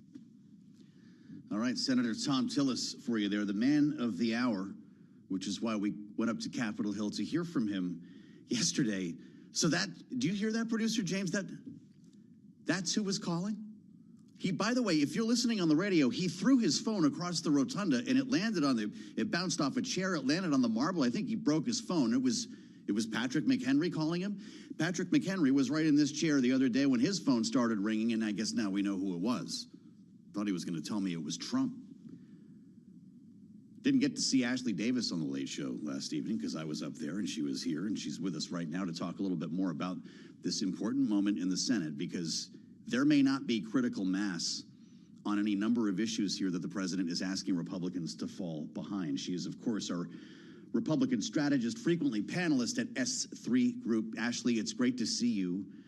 Before we get into issues here, I want to ask you about the credit card bill and a couple of other things. Jay Powell, what do you make of Tom Tillis's place in the universe right now? He says he supports the president, but as I noted, he's frequently profiled as the only Republican who is standing up to him. How important is his place in the upper chamber? Well, first of all, I think it's very funny that No, we got frozen right on time there, didn't we? Really? Oh, man. Can we reconnect? That was Patrick McHenry calling her, wasn't it? Ashley's going to weigh in on a couple of things here. We'll figure this out. Because we've got Republicans being asked to pass a cap on interest rates on credit cards, something that you might associate more with Elizabeth Warren or Bernie Sanders. We've also got Republicans being asked to have patience for this criminal investigation into Jay Powell. Tom Tillis is clearly not on board with that, as we've heard as well from members on both sides of the aisle. So whether we're getting stuck on some things here remains a big question. And if we can get back with Ashley, we'll ask some of them. Just want to let you know, by the way, we've got Rick with us. Is that true? Rick Davis is on the other side of the world right now, and he's chiming in. I'm just surrounded with all of my friends here. Republican strategist, partner at Stone Court Capital, Bloomberg Politics contributor. Hey, Rick, I hope you're doing well. Can we tell everybody that you're in Asia right now? You're joining us from Tokyo, so I can't imagine what kind of a day that you have had. Talk to us about Tom Tillis, the check on Donald Trump to the point where he's decided to retire. He says he's never had an argument with the president. How important is his role in the Senate today? Yeah, well, I'm no Ashley Davis, so I'm sorry she's not still with us. But Tom Tillis, great American, decided not to run for re-election this cycle, and has become, over his tenure in the United States Senate, a highly influential Republican. Kind of the the anchor for what I would call mainstream conservatives. And, you know, what I mean by that is he's not bought into sort of the MAGA line on foreign policy, national security, taxes, things like that. So he's played his cards right. He doesn't weigh in on every argument, but he chooses his shots. And I think a lot of the members in the caucus appreciate that. Well, he's got a lot of friends when it comes to this matter involving Jay Powell. A lot of Republicans are uncomfortable with this investigation. I'm curious about this drive to cap credit card interest rates. Rick, it's unclear that the president can get the votes for this, but there are some Republicans who have been coming behind this credit card bill. Could it pass with GOP support? You know, it certainly has a lot of Democratic support, so it starts with a big cache of votes in both the House and the Senate. And I do think Republicans are running scared. I think the first time you ever asked me about this, I said, my money's on the banking lobbyists in Washington. They're really good at killing this kind of thing. And that's what we've seen since the president mentioned it, since Elizabeth Warren mentioned it. They've hit overdrive and slowed it down considerably. But Republicans need a lifeline. I mean, they're going into the midterm elections with little to say about inflation, little to say about job creation, little to say about the economy. And, you know, the president and all these members who are up for re-election, you know, have really focused on this affordability issue. And the president, in this case, endorsing and promoting a issue that Elizabeth Warren's been talking about for half a decade. So, it's a hard one to swallow for a lot of Republicans, but they need a lifeline. They need an issue to talk about in this midterm. And certainly this is something that it has a populist bent to it, so could actually help support the base of the Republican Party, which is really decidedly a populist base now. Yeah. We've got just about a minute here, Rick. The Senate is leaving town today, getting out of here for 10 days. And I'm just wondering what you're thinking when you're looking at the calendar. Is a deal on Obamacare subsidies up in smoke? Are you worried about a shutdown, or could both still be resolved? I think both could be still resolved. You got to worry about a shutdown because every time we think we're gonna avoid a shutdown, we don't. But I do think there's goodwill in both the House and the Senate to get a budget done. It's pretty clear it's not going to happen before the deadline at the end of the month. So I think most of the conferees who are talking about this together are thinking, you know, short-term stopgap funding bill that'll get them to the point where they can pass all these appropriations bills. There's still some sticky issues, especially the debate internally right now in Congress around Homeland Security, what's been happening in Minneapolis, and how that's going to affect the funding for that. So you can see a carve out for that. Maybe it gets a year-long CR. But other than that, yeah, I think we're still on track to get this government funded finally. What a treat to hang out with Rick Davis. Didn't even know this. Ashley Davis, we'll try to find her somewhere on the internet. Rick will be back with more in our political panel. Jeannie Shanzana will join the conversation as we get ready for lunch with the Nobel Prize winner. This is Bloomberg.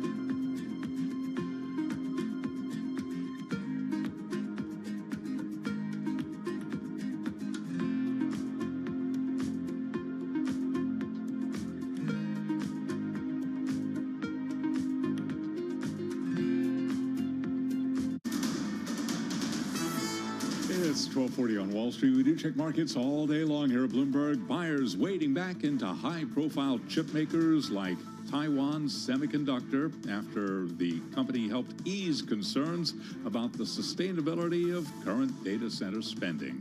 Shares of Taiwan Semi up by 6.5%. Stocks higher across the board. Techs are rallying with the S&P up 43, now up 0.6%. NASDAQ up 0.8%. The NASDAQ 100 index up by 1%. And the Russell 2000 index of small cap shares up 1.2%. Dow Industrials up 0.7%, potentially could see a record close today for both the Dow and the S&P. 10-year at 4.15%. Spot gold easing by 0.3%, 46.14 the ounce. Silver down 1.7% after its torrid rally. Right now we've got silver 91.57 the ounce, and a retreat for crude. A West Texas Intermediate 59.09 a barrel, down now by 4.7%. Brent, the global benchmark, down 4.4%, 63.61. And Bitcoin down 0.7 at 96,850. Well, markets are pushing higher, but Amanda Agati, the Chief Investment Officer for Asset Management at PNC Bank, told Bloomberg Daybreak this morning there's no shortage of investor concerns out of Washington.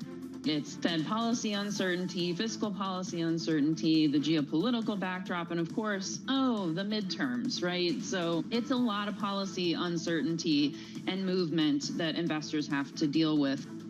PNC's Amanda Agati. Deal news, Boston Scientific agreeing to buy medical device maker Penumbra in a deal valued at more than $14 billion to expand its portfolio of cardiovascular treatments. Shares of Boston Scientific, based in Marlborough, Massachusetts, down 4.1%. Penumbra surging 12.1%. They're out of Alameda, California. For on-demand news 24 hours a day, subscribe to Bloomberg News Now wherever you get your podcast. I'm Charlie Pelleton. That is a Bloomberg Business Flash. Joe?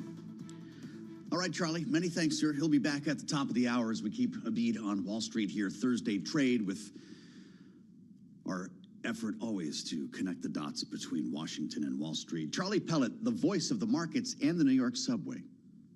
We'll also welcome our global television audience to the conversation at 1 p.m. I'm guessing they're into lunch by now. I don't know if we know that they've started here. This is, of course, on the president's schedule, Maria Corina Machado. Yeah, the winner of the Nobel Peace Prize, which he indicated he might want to share with her. I don't know that the Nobel folks see it the same way. Sitting down for lunch in what, at least until now, is a closed press meeting. We're not going to see the video unless the White House provides it later of these two sitting down to eat. And you're kind of, wondering what's the vibe in the room? What are they eating? What are they serving? What's coming out of the White House mess that you put in front of a Nobel Peace Prize winner? The Agriculture Secretary has a thought on this. In fact, she was talking about this a bit yesterday in the Oval Office and then again in an interview on TV, what the Independent is referring to as the depression meal. I want you to get your head around this because lunch is cheaper than you thought. The depression meal, a lunch that will only cost you $3.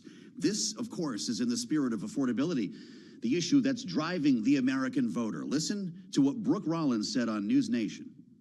Are we asking them to spend more on their diet? And the answer to that is no. We've run over 1,000 simulations. It can cost around $3 a meal for a piece of chicken, a piece of broccoli, corn tortilla, and one other thing. And so there is a way to do this that actually will save the average American consumer money. Begging the question, what's the other thing? By the way, 1,000 simulations, and that's what we came up with. A piece of chicken, a piece of broccoli, not even the crown, it's the piece of a corn tortilla, and one other thing. I'm pretty sure that's not a prime rib. Although if you look at the upside down food pyramid, you might expect that to be on the menu. A ribby for everyone. Now, if you're the president, you might be splurging today, and this is where we're getting back to our lunch with Donald Trump, because the health secretary even weighed in on this. What do you think the president is eating? RFK Jr. did the Katie Miller podcast. And yeah, we're going back to McDonald's on this. When we talk about it a lot, we ought to ask them to sponsor the program, to be perfectly honest with you. Knowing that what's an extra value meal? You get a Big Mac meal is $8, $10 at this point. And one other thing. I want you to hear the health secretary who yesterday was talking about the importance of eating real foods, right? Not processed foods, real foods to stay healthy and keep our cognitive health where it needs to be. The president is an exception, according to RFK Jr. Listen.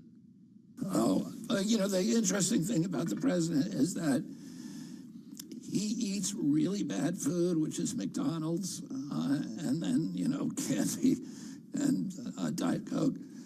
But he drinks the Diet Coke all times. He has the constitution of a deity. I don't know how he's alive, but he is. I don't know how he's alive, but he is the official statement from the health secretary. Forget the Diet Coke button. Did you see the jug of milk on the Resolute desk yesterday? Maybe we're getting confused in our messaging. So we assembled our political panel to help us straighten things out. Bloomberg Politics contributors Rick Davis and Jeannie Shanzano are with us.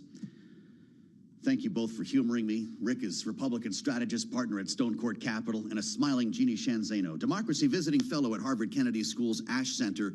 Jeannie, if I gave you $3, now you think you could buy lunch with it? And what is that other thing? There's a lot to chew on here, Joe Matthew, pun intended. It's like a dad joke, I think. Thank you. It feels like in both of these cases, these are cabinet secretaries run amok. First of all, it's very confusing because you and I talked the other day, and didn't RFK put cheeseburgers at the top of the food pyramid at this point? So now, what's wrong with it? I'm with Donald Trump on this. And who wants, it would be one thing if Donald Trump was, in his 50s or 60s. But as he approaches his 8th decade, maybe he doesn't want cabinet secretaries going out and saying, I don't know, but he seems to be alive despite it all. So, I think somebody in the PR shop's got to get these cabinet secretaries on both sides contained. They are out of control and off message. Wow, James is pointing me in the right. I guess McDonald's, if you get the McDonald's app, Rick, you can get a free Big Mac with your first purchase of $1 or more. Wow. That's better than the $3 piece of broccoli. Rick, they're comparing this to when Jimmy Carter told people turn the heat down and wear a cardigan sweater. Is this the message of abundance you expected from the Trump White House? Yeah, it's hard to swallow the Secretary of Health saying that, we've got a president who can barely make it through the day because of the bad food that he eats, especially the same month that he reports a brand new food pyramid. So sorry for the pun. Jeannie can't get away with it without me trying. But it's almost like there's a conspiracy in this administration's cabinet to fuel late night talk show hosts with material so that they can expand their audience share. You almost wish you were a writer for those guys because it writes itself. I don't know. First of all, I like chicken and broccoli. I think it's a really good idea diet-wise. Whether or not I want to suggest that I've run simulations 1,000 times to advise the American public on our eating habits, that's just a little bit too much use of a computer. So, look, out of touch, not being empathetic with people who only have $3 for food. I mean, I just think tone deaf may be the answer of the day for this one. Cece's got an idea here. Jeannie, Cece's favorite is the singular corn tortilla. You don't get two, you get one corn tortilla. That's how we get it down to $3. Are we supposed to put the chicken and the broccoli in the tortilla? I guess is my question here. Maybe that one extra thing could be, some sour cream. But Jeannie, just hold on and go back to what RFK Jr. said. I don't know how he's alive, but he is. Imagine if the Secretary of Health and Human Services in the last administration said that about Joe Biden. What would have happened? Joe, first of all, I'm not sure that they priced in sour cream for you. So I think you're really stepping out there with the sour cream.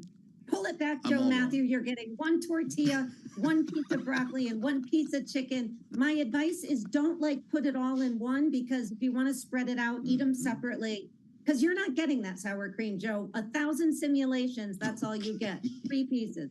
Gee whiz. Yeah, All right. can you imagine?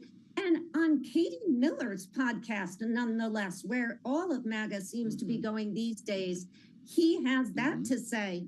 We thought for a moment that this was sort of an outlet of the administration, that they could go there. It was a safe place to sort of let their hair down and share.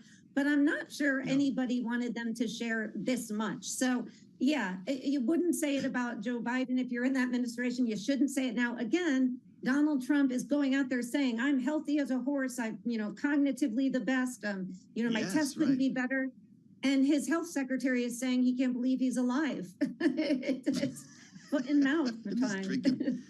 Drinking Diet Coke all day. I could use a refill on the Diet Coke here in a minute. But, by the way, RFK Jr. described at the beginning of this, I don't just watch the highlights, guys. I watched that whole thing. He told Katie Miller about his affinity for sauerkraut. Rick, he actually brings sauerkraut with him when he goes out to restaurants. Some people might have a little hot sauce in their bag or something. He's got sauerkraut, which I just can't imagine what that's matching with. But I'll go back to this idea of the health of the commander-in-chief. There have been big questions about cognitive health. People have asked about the bruising on Donald Trump's hands, the swollen ankles, all that kind of thing. But we don't always know what motivates these questions, Rick. Do Americans actually care about the health of the president? Oh, sure they do, Joe. I mean, Americans want a vital president. They want a president who they feel like wakes up every morning ready to go to work. And obviously, any health effects that they might have would distract them from their duties and role as commander-in-chief and president of the United States. So, yeah, I mean, Americans, look, they want their president to be vital. They want the president to shoulder the weight of the responsibilities they've got. And obviously, having health problems makes that more difficult. But it's a little odd that this administration sort of allows these cabinet members, as Jeannie was saying, to go on these podcasts, to do these interviews, and expel all this word vomit. It's almost the only way you could describe it. It's not public policy, and especially RFK Jr., who seems obsessed with the president's diet, which I get. I mean, he doesn't eat any of this stuff. But the next time I go to a restaurant and bring something with me, it's going to be a Bordeaux, not sauerkraut. All right, well done, BYOB. Just check the corkage fee. Jeannie, I don't know where you are on fermented vegetables, but how loud could this conversation about the president's health get, and what kind of marks will Donald Trump's administration get when it comes to MAHA? We're making America healthy again. Who's this resonating with? Well, Joe, I want to say I'm very happy that our health secretary is bringing sauerkraut and not dead beer. Was it a bear carcass that he killed in New York and dumped in Central Park of his own admission? Bear meat is very lean. I've never had it, but there you go. They're not going to get very high marks because what are we hearing out? The Senate is leaving town today without any deal on the healthcare subsidies. Prices have skyrocketed for millions and millions of Americans if they can get health care. So yeah, make America healthy again, but you've got to make it affordable. And that means addressing things like big pharma, not telling people that they are due 1 piece of broccoli, 1 piece of chicken, and 1 tortilla. Cece says that's the steak on the pyramid? I got this all wrong. That's a bear steak at the top of the... Look at the ribeye on that bear. I guess that's true. Bear meat, I suppose, would be a lot more affordable than beef. This is the weirdest conversation we've probably ever had with our friends Rick and Jeannie. Does the MAHA movement, MAHA moms, as they call them, Rick, actually amount to votes? Well, first of all, the first thought I had was, it's 2 o'clock in the morning in Tokyo, and I'm talking about hamburgers. So, to be honest with you, it's a little hard to consume. But look, the MAHA movement is actually a legitimate political movement, and the reality is Americans do have a horrible diet. We eat too much processed food. It's fun to make light of it, but it is a health issue, and frankly, this is one of the things that RFK was able to connect with voters on that made him a valuable cabinet pick.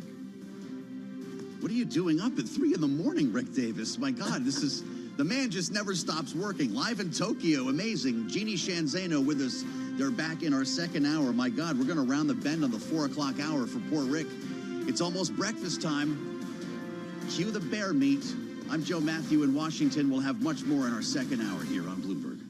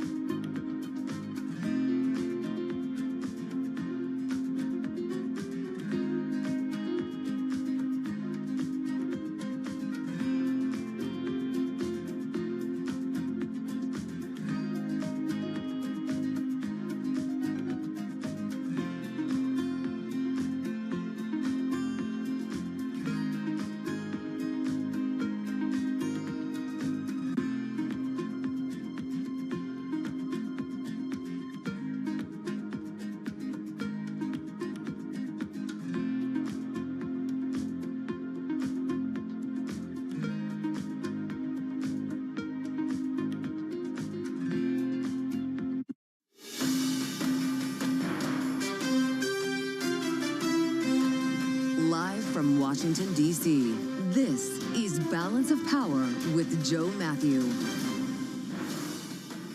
The winner of the Nobel Peace Prize visits the White House. Welcome to the Thursday edition as Venezuela's opposition leader, Maria Corina Machado, lunches today with President Trump just as the White House considers potential strikes against Iran.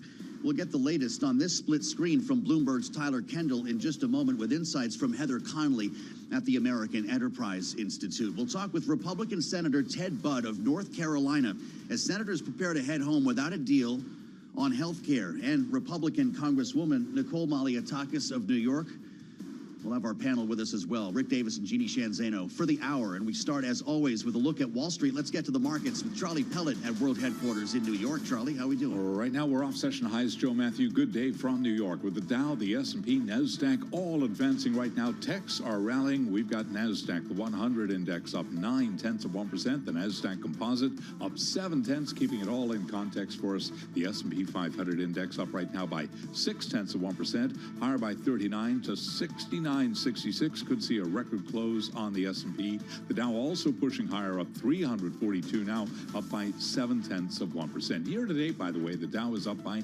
3%.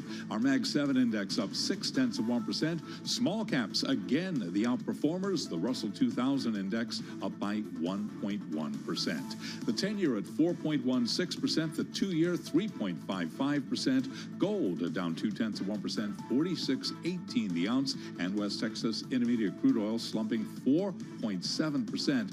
59.11 a barrel on WTI. Bitcoin down 1%. Bitcoin at 96,550.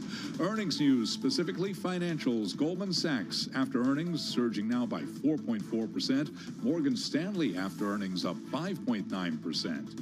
And again, we do have stocks pushing higher. The Dow, the S&P, NASDAQ all advancing.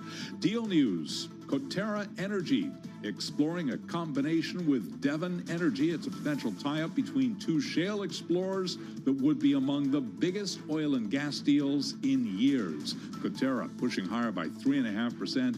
Devon, on word of this deal, down by 3.8%. Again, recapping stocks higher. The Dow, the S&P, NASDAQ solidly in the green. S&P up 0.5%. Tech shares are rallying. For on-demand news, 24 hours a day, subscribe to Bloomberg News Now wherever you get your podcasts. And back we go to Washington. Once again, your host, here he is, Joe Matthew. Okay, Charlie Pellet getting awfully close to S&P 7,000. Charlie Pellet will have a lot more on the markets in about 20 minutes' time here on Balance of Power. Thanks for being with us on the Thursday edition on Bloomberg TV and radio. Markets chugging along here despite great uncertainty when it comes to geopolitics. And that's where we begin our coverage this hour. I'll let you know that Senator Ted Budd is going to be with us a bit later, along with Congresswoman Nicole Malliotakis of New York. Before we get that far, the news involving Iran is what did not happen last night. There were no strikes, as some anticipated. There were headlines, as we remember the Drudge report yesterday, saying simply 24 hours, knowing as well that Americans were being evacuated from our massive airbase in Qatar, and U.S. allies were told to leave Iran. Enter President Trump in the Oval Office at an unrelated event yesterday, saying the killing has stopped, suggesting there may not be a need for strikes. The president has been warning Iran not to execute protesters, even though some reports suggest more than 3,000 have been killed. Here's what the president said last evening. We've been told that the killing in Iran is stopping, and it's stopped, and it's stopping. And there's no plan for executions or executions. I'm sure if it happens, we'll all be very upset. We're going to watch it and see what the process is, but we were given a very good statement by people that are aware of what's going on. The president suggesting the violence has stopped or is stopping. Unclear which are true, but Lindsey Graham is taking issue. This is, of course, a close ally of the president, the Republican from South Carolina, on Twitter, writing, every indication that I've seen says the Iranian regime's killing of protesters is still very much in full swing.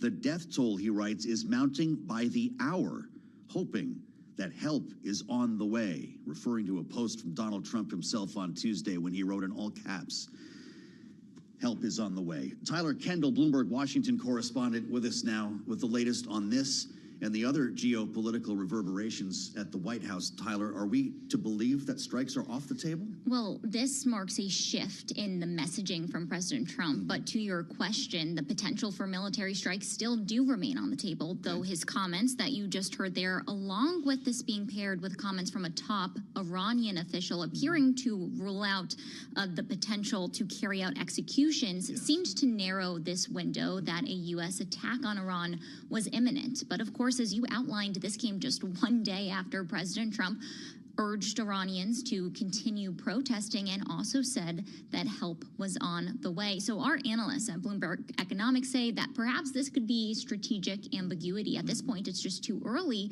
to rule anything off the table. And there's a few different signs that we're watching. You mentioned one of them. The U.S. did redeploy troops in Qatar and other American military bases in the region as tensions escalate. And we know that President Trump has been briefed every day this week on potential options in Iran, from airstrikes to cyber attacks to maybe diplomacy, though President Trump earlier this week in a post on Truth Social said he was canceling all meetings between U.S. and Iranian officials. Now, of course, President Trump's threats have been heightened over the past week on the heels of the U.S. operation in Venezuela, capturing Nicolas Maduro, but also the fact that reports have shown that the death toll has been rising. Statistics cited by Bloomberg News from the Iran Human Rights Group estimate that at least 3,400 protesters have died, making this one of the deadliest crackdowns in the country in decades, Joe. I want to ask you quickly, Tyler, about Venezuela. We have quite the guest at the White House today, Maria Corina Machado. She could be in the building. It's hard to tell because press not invited to the lunch. This is the winner of the Nobel Peace Prize, the opposition leader in Venezuela. The timing is remarkable, having heard from the president in that same Oval Office conversation. Delcy Rodriguez, the acting leader of Venezuela, is a, quote, really terrific person, unquote, to be a fly on the wall today. Right. I mean, this is a high-stakes meeting, considering the backdrop here that the Trump administration has opted to work with those that are remaining in the government left behind by Nicolas Maduro instead of urging for this quick transition to democracy. And that cordial relationship that you just outlined could pose problematic for Machado and complicate things, considering that the White House has suggested that she may not be a viable leader for the country. Now, she's seeking to mend ties with the president. The foreign pooler and the notes that we get ahead of this visit from the White House indicated that she's going to be very complimentary of President Trump. She's going to urge him to release political prisoners. And she's basically seeking to mend ties here, as a poll conducted for Bloomberg News finds that 51.6% of Venezuelans living in the country think that she should be the one to assume power. But Joe, as you well know, this administration often talks about the need to get Venezuela on more sound economic footing before they can talk about setting any potential election dates. And our reporting indicates that there are advisors that feel that Delcy Rodriguez may be a better pick for a gradual transition away from the hardline Maduro government instead of Machado assuming power. So we'll see where this goes, but a high-stakes meeting today, importantly, behind closed doors. Yeah, we'll see if they open things up, and of course, we'll bring you in the room if they do. Tyler, thank you, as always. Tyler Kendall, Bloomberg Washington correspondent, with some really interesting reporting as we get back to the matter involving Iran. Before we're joined by Heather Conley, NBC reporting that the president is unconvinced by the military options he's been presented. As Tyler said, he's been briefed every day this week. Trump's advisors not able to guarantee to him that the regime would quickly collapse after an American military strike. Remembering, as we discussed yesterday, the USS Jerry Ford was redeployed from the Mediterranean to the Caribbean because of all of this business with Venezuela. Maybe that made a difference here, with concerns that we do not have all the assets in the region that would be needed to guard against an aggressive Iranian response. Let's bring in Heather Conley, non-resident senior fellow at the AEI, former Deputy Assistant Secretary of State for the Bureau of European and Eurasian Affairs. Always look forward to your being with us. Heather, thank you for joining. Strikes appear to still be on the table, but less likely. Is that how you're looking at this? Yeah, really unclear. I think the last 24 hours, we got very close to making a decision. So these 24-hour away reports were popping around this time yesterday. That was your thought as well? They really were, particularly because we were making decisions to evacuate or non-essential personnel from bases. That usually is preparation for something. And certainly European as well as Israeli intelligence sources were saying this is imminent, it's coming, and then it stopped. And it feels like we're unrolling it a little bit. Some sources close to President Trump are suggesting this pause is because there's a bigger plan. I don't know if that's true or not, but clearly there's a couple of factors here. Number one, just our military capabilities in theater. As you mentioned, I think our Gulf allies have pressed very hard to think very carefully before we do this. And as I said, I think the president does need to think very carefully about this decision, because it could unleash some really significant regional instability across the Middle East. Well, yeah, and we heard these stories as well last summer when the first strikes were conducted. There's been reporting that we're moving another carrier strike group from the Pacific. I don't know if that's the Lincoln or what would end up in the Mediterranean. Might we be waiting for that? Yeah, I mean, and there are different, it's reported it's the Lincoln. We don't know that for confirmation. And carriers take anywhere between 2 to 3 weeks, potentially. It certainly took, when we moved the USS Ford out of the Eastern Med into the Eastern Caribbean, it did take up to 15, 20 days. So certainly they would want more strike capacity and more protective capacity, particularly against an Iranian counterstrike. Whether they'll wait or not, we don't know. Endgame, I guess, remains a question here as well. How far are you planning to go when you're talking about strikes? Are we talking about eliminating the supreme leader?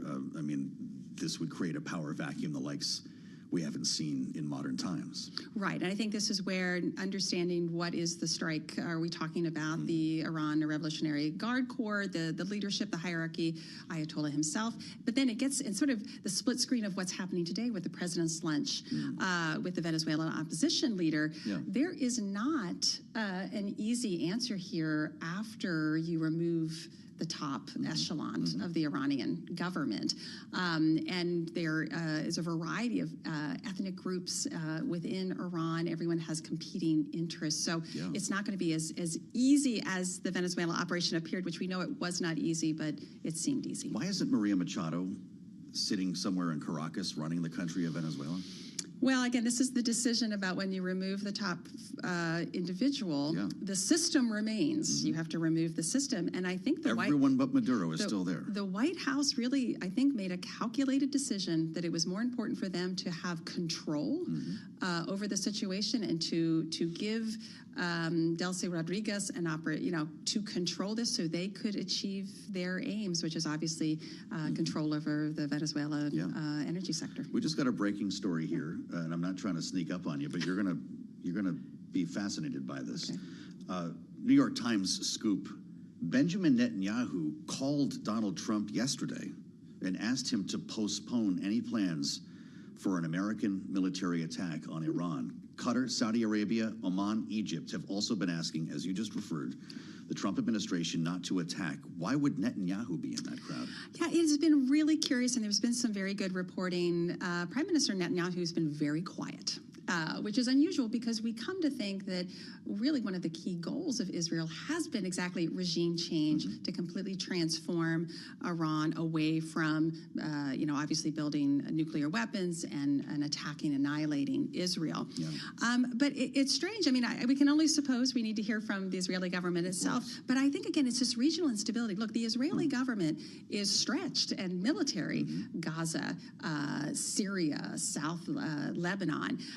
And we blew a lot of our missile interceptors and our defensive needs during the 12-day war. We have to make sure that we are prepared for an Iranian counterattack. So that could be one explanation. But again, you'd think the 12-day war was a real boon in some ways to the prime minister. It unified Israeli society.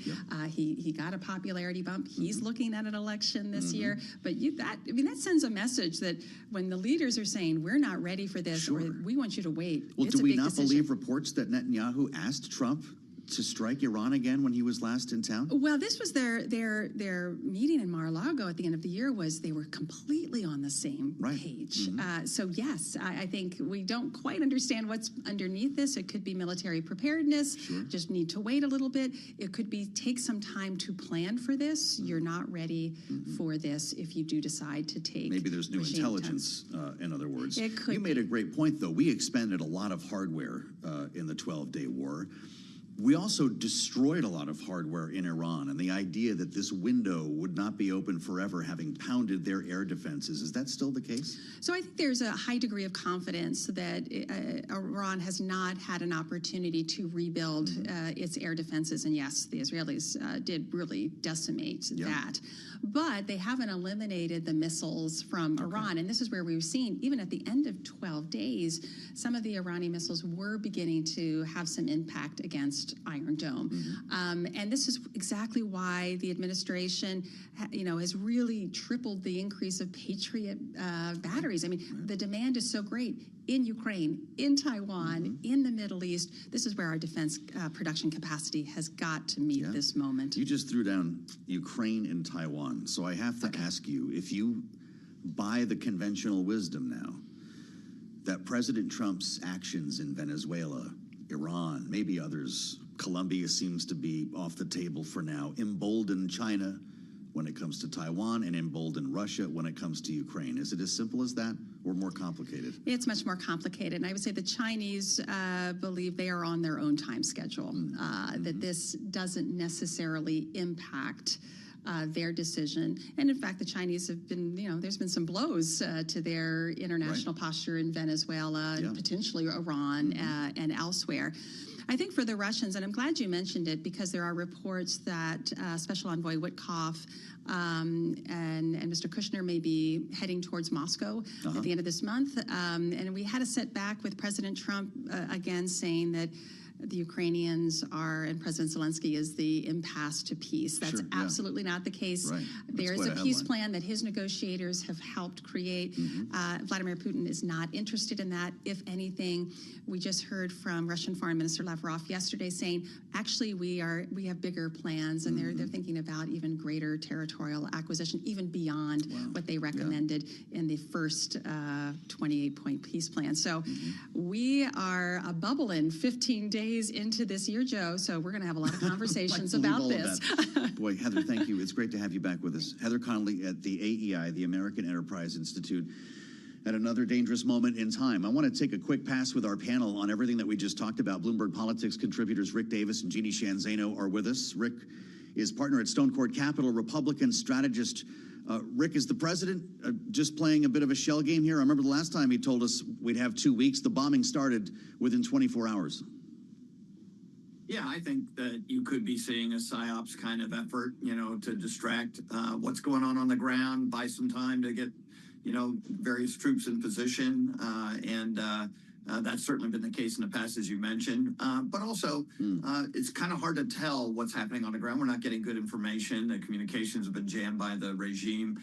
And so, from the outside looking in, it's awful hard to tell what kind of situation exists on the ground and whether or not attacks may put protesters even in more harm's way. So I think we've got to just wait and see on this one. And I don't think you want to spend a lot of time chewing on the news because a lot of that is propaganda coming out of Iran and probably a little bit of propaganda coming out of the United States. Well, and apparently there's something coming out of Israel now. If you're just joining us, Benjamin Netanyahu, according to the New York Times, spoke with Donald Trump yesterday and asked him to postpone plans to strike Iran. We'll have more with Jeannie Shanzano and with Rick Davis. Our panel is with us for the hour. And coming up, our conversation with Senator Ted Budd, the Republican from North Carolina, with much to discuss here on the congressional agenda, government funding, and health care. It's all straight ahead on Balance of Power on Bloomberg TV and radio.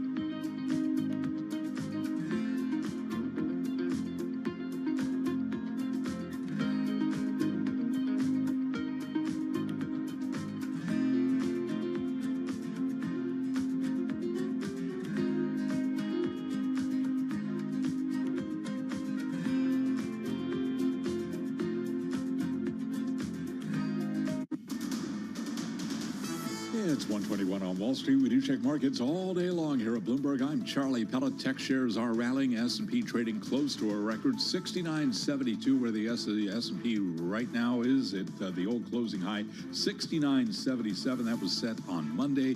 Right now we got the S&P up by about 0.7%. The Dow up 0.8%, and NASDAQ is up 0.9%. The NASDAQ 100 index, full of those big tech names, doing a little bit better, up now by 1%.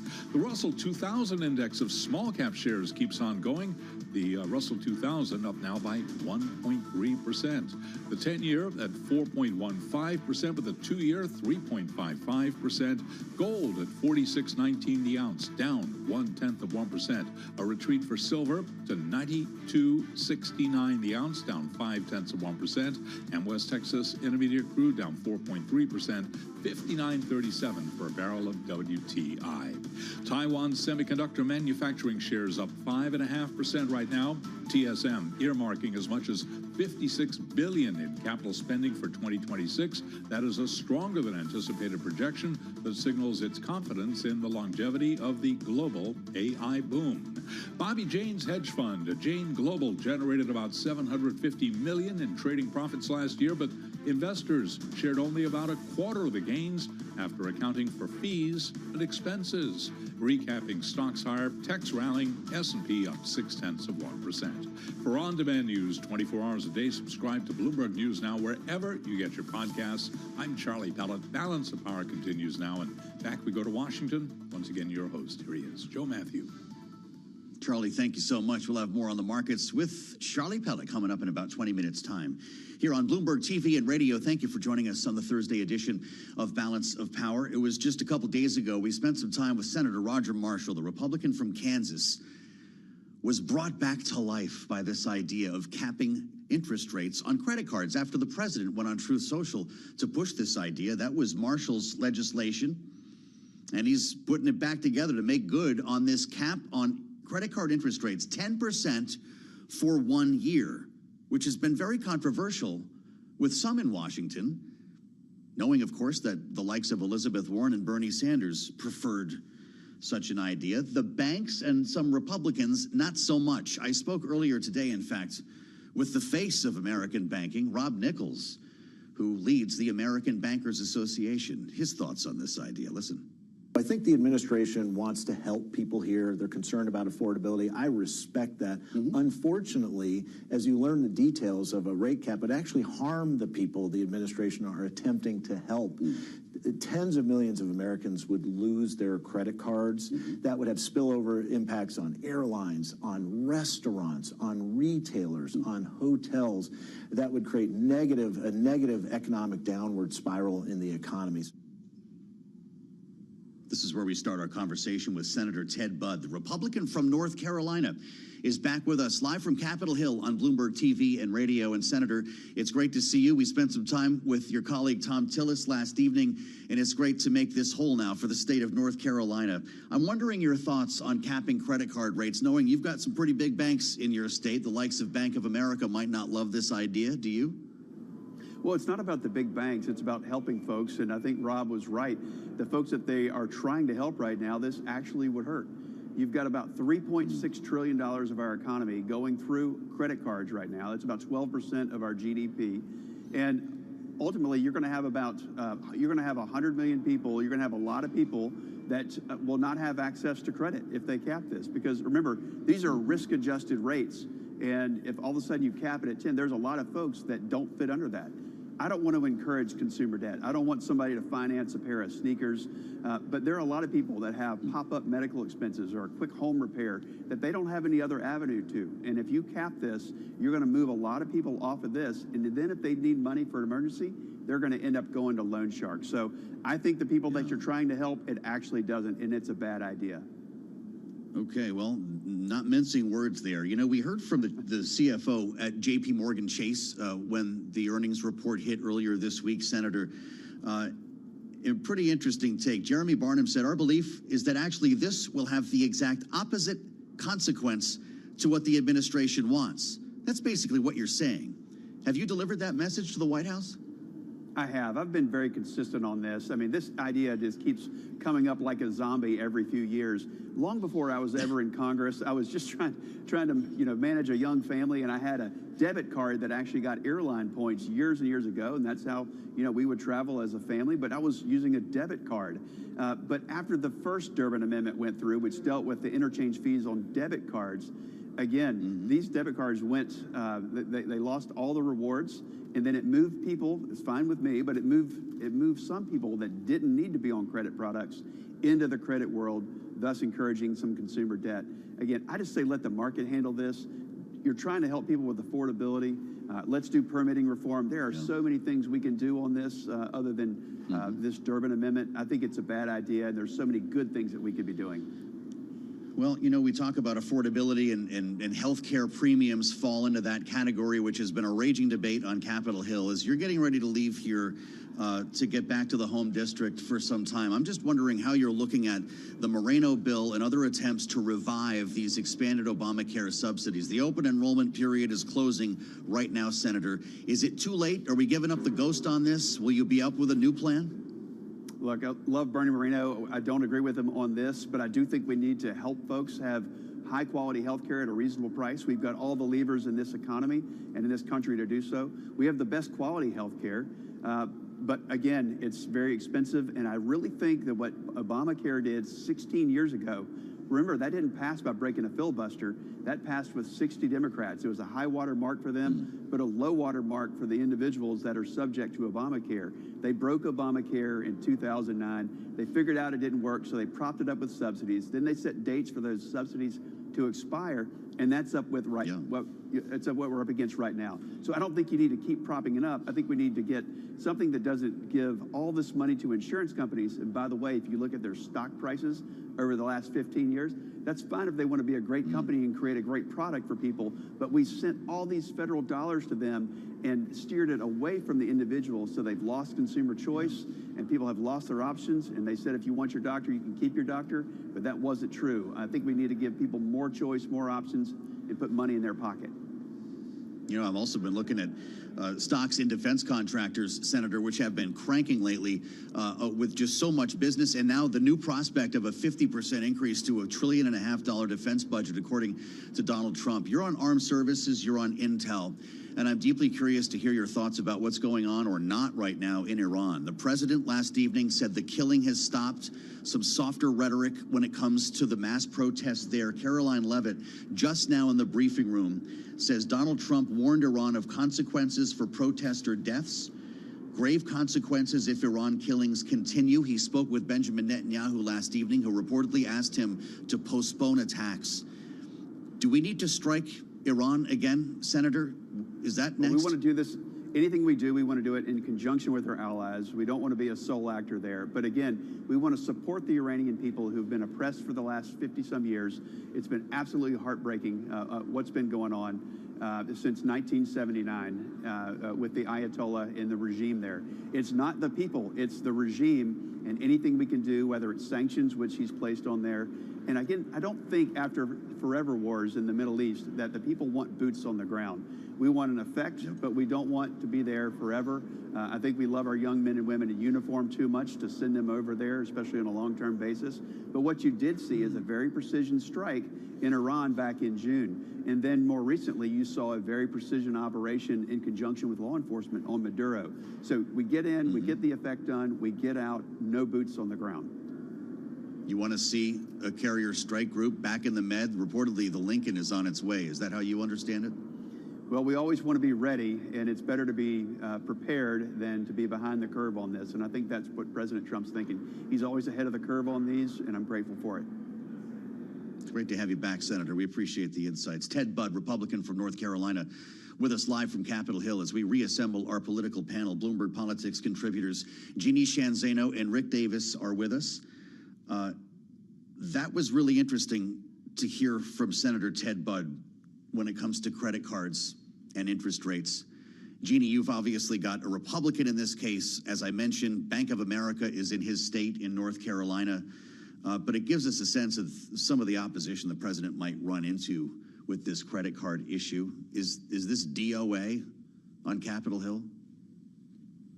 It depends, I think, if the president can pull together some populist Republicans, match them with some populist Democrats and get enough there. We can see, though, and I think that was really fascinating. He described it as sort of a zombie that keeps coming up, a bad idea that keeps coming up. But the fact is, it is a bad idea for the big banks. It's not a bad idea for American consumers who need immediate and significant relief. And for the big banks have got to find better ways to lend money. They need better models because what they're doing is they are getting profit out of small consumers. And that is what is driving the enormous debt that Americans are feeling. So I think Donald Trump's on the right side of the politics here. But whether he can push this through, the big banks have a big lobby, and we're seeing the pushback from Republicans. Yeah. What are you hearing about this, Rick? Big banks are pretty good at quashing moves like these. They've certainly been undefeated on this score so far. Are Republicans going to support this? Or is Ted Budd speaking for the Republican-led Senate? Yeah, I think what makes this different is that you're going to have a Republican president actually running high cover for the Democrats. You know, and that the banks were unprepared for this debate when the president brought it up. So banks caught flat-footed. A Republican president with lots of stroke in the House of Representatives, at least, and a lot in the Senate, is giving oxygen to a debate that otherwise would have been a straight line, party line vote, which meant in this Congress it wouldn't succeed. So I don't think you can count it out. As I've said before, I think that you win more than you lose if you bank on the banking lobby in Washington. They're extraordinarily effective, as you just saw Ted Budd articulating the big commercial banks' position on this. So I think you're going to have a lot of wood to chop on this before it's done because of the president's willingness to lobby on behalf of the anti-bank coalition in Congress right now. And that's something we've never seen. So this is different. Jeannie, are you losing optimism in a revival of Obamacare subsidies after what you just heard from the senator? This seemed to have some momentum. I'm not sure where we are now. Everyone's going home tonight. Yeah, I mean, it's just hard to believe that once again, they are going back home and nothing has been done. And of course, the clock has been ticking. It's pretty much already run out for the millions of people. And I, again, do not understand the politics of this from the Republicans' perspective. Millions of people in their states and their districts are suffering. This is the very type of thing that can turn the House and potentially the Senate Democratic in the fall. So I don't understand the politics of this. I think it's an enormous mistake, but I don't have faith they're gonna be able to push this through, Democrat. Wow. Well, I guess we got another flyout day, at least for the upper chamber. Jeannie Shanzano and Rick Davis, thank you as ever. Bloomberg Politics contributors. Get some sleep, Rick. It's almost 3 in the morning, 4 in the morning in Tokyo. We'll have a lot more ahead, including our conversation with Congresswoman Nicole Malliotakis. The Republican from New York is with us in studio today, so stay right here on Balance of Power on Bloomberg.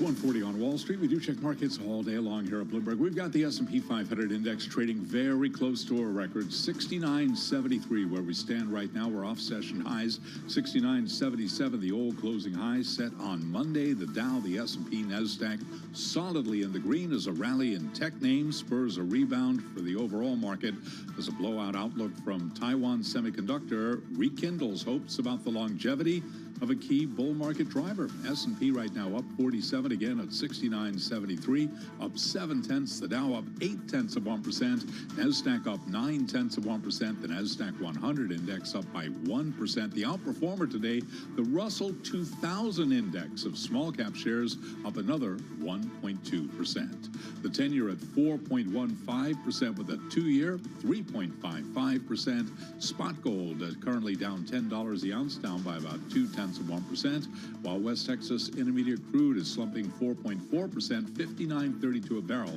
on WTI.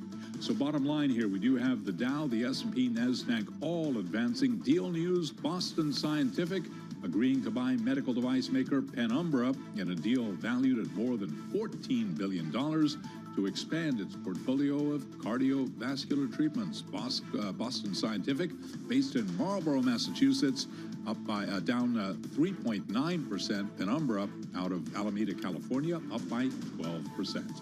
For on-demand news, 24 hours a day, subscribe to Bloomberg News Now wherever you get your podcasts. And back we go to Washington once again. Your host, here he is, Joe Matthew. Charlie, thank you so much. The great Charlie Pellet will have more on Wall Street coming up at 2 p.m. as we kick off Bloomberg Business Week Daily. Nice day on the markets as we argue about plastic here in Washington, D.C., not the material, but the credit cards, and specifically interest rates, after Donald Trump went on social media to suggest that all credit card interest rates be capped at 10% for the next year.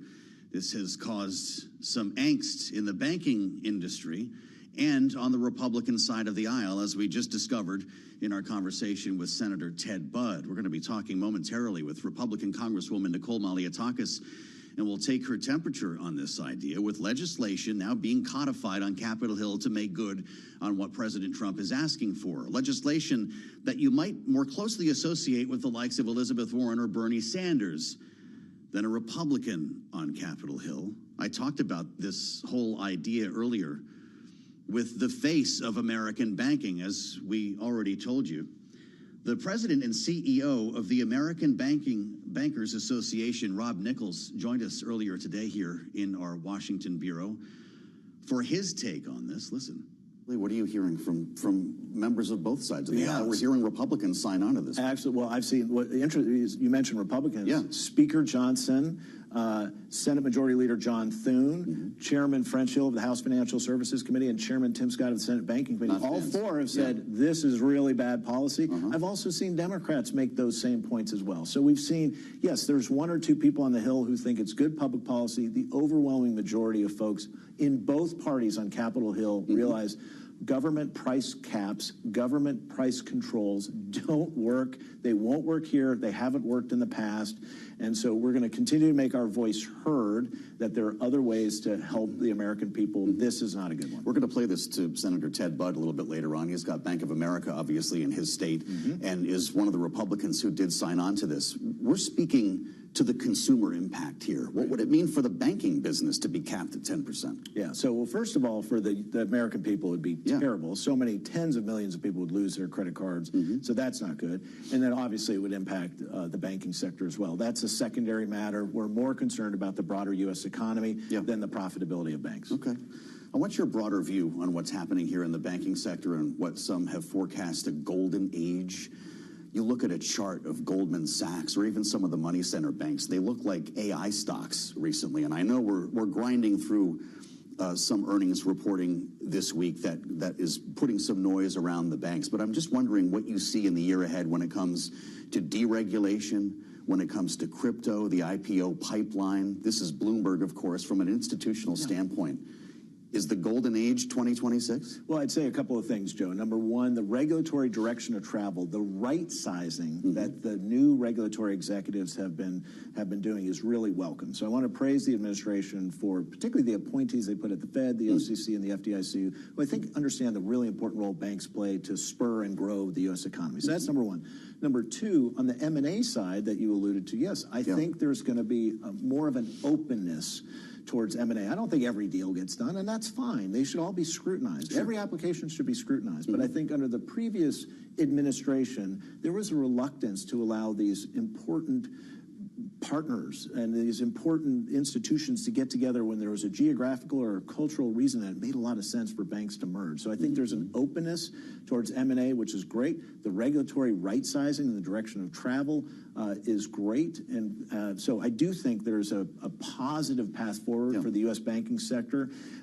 Earnings have demonstrated that. The FDIC in the recent quarterly banking report said that the sector looks resilient. Credit quality is strong. We are in a really good place to help spur and buoy economic growth for the United States. And we're working with a group of regulatory stakeholders who get the important role that banks can play to be that cardiovascular system of the U.S. economy. Understood. Are you losing any sleep over this investigation into Jay Powell? Does that bring, just in its own essence, systemic risk?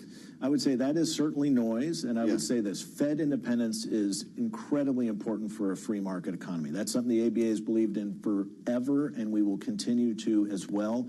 I will say this: I've known Chairman Jay Powell for a long time. He is a man of integrity. He is a public servant and has spent many, many years serving the American people. We may not agree on everything from a monetary policy standpoint or a regulatory standpoint, but I would say this: Fed independence is incredibly important for a free market economy, for dollar sovereignty. I'm not in a position to comment on the investigation itself, but Fed independence now and going forward is incredibly important. All right, there you have it from Rob Nichols, President and CEO of the American Bankers Association. Spent some time with us to talk about a number of issues, including this effort to cap credit card interest rates. It's not the reason why we invited the Congresswoman to join us, but we'll take her temperature on this, along with a number of issues that are popping on Capitol Hill. Nicole Malliotakis, Republican from New York, is with us in studio in Washington, and it's great to have you back on Bloomberg TV and radio. Good to be with you. Is this a Republican or a conservative concept, the idea of capping interest rates on credit cards? Is something that you're comfortable with? Well, I think in general, a lot of Republican members, including myself, have expressed concerns with any type of price controls, right? That's not something that we generally believe in. We applaud the president for trying to address this issue of affordability. And quite frankly, 29% is a little bit ridiculous, right? I mean, I can go to Loan Shark down the block in my district and basically get a better deal. The issue, I think, is... No, of course we don't. I'm just joking. But I've been to Staten Island. But the reality is that, how can we address this? I actually was speaking to somebody who represents a credit union the other day, and they're capped at 18%. How about that? So maybe 18% should be more of what we're looking at for a one year to kind of bring it in par. But I think this is going to be a real big discussion on Capitol Hill, because I can tell you, I was a member of the Main Street Caucus, which is more, center-right members of our conference. A lot of them have expressed concerns about this in our last meeting, which took place on Monday. And so I do believe that this is really, really going to be something that he's going to get a lot of opposition to on the Hill. This falls into the whole affordability category. You can come at this from a lot of different ways, whether it's housing, whether it's pharmaceuticals. Obamacare subsidies is one that we have been talking about a lot.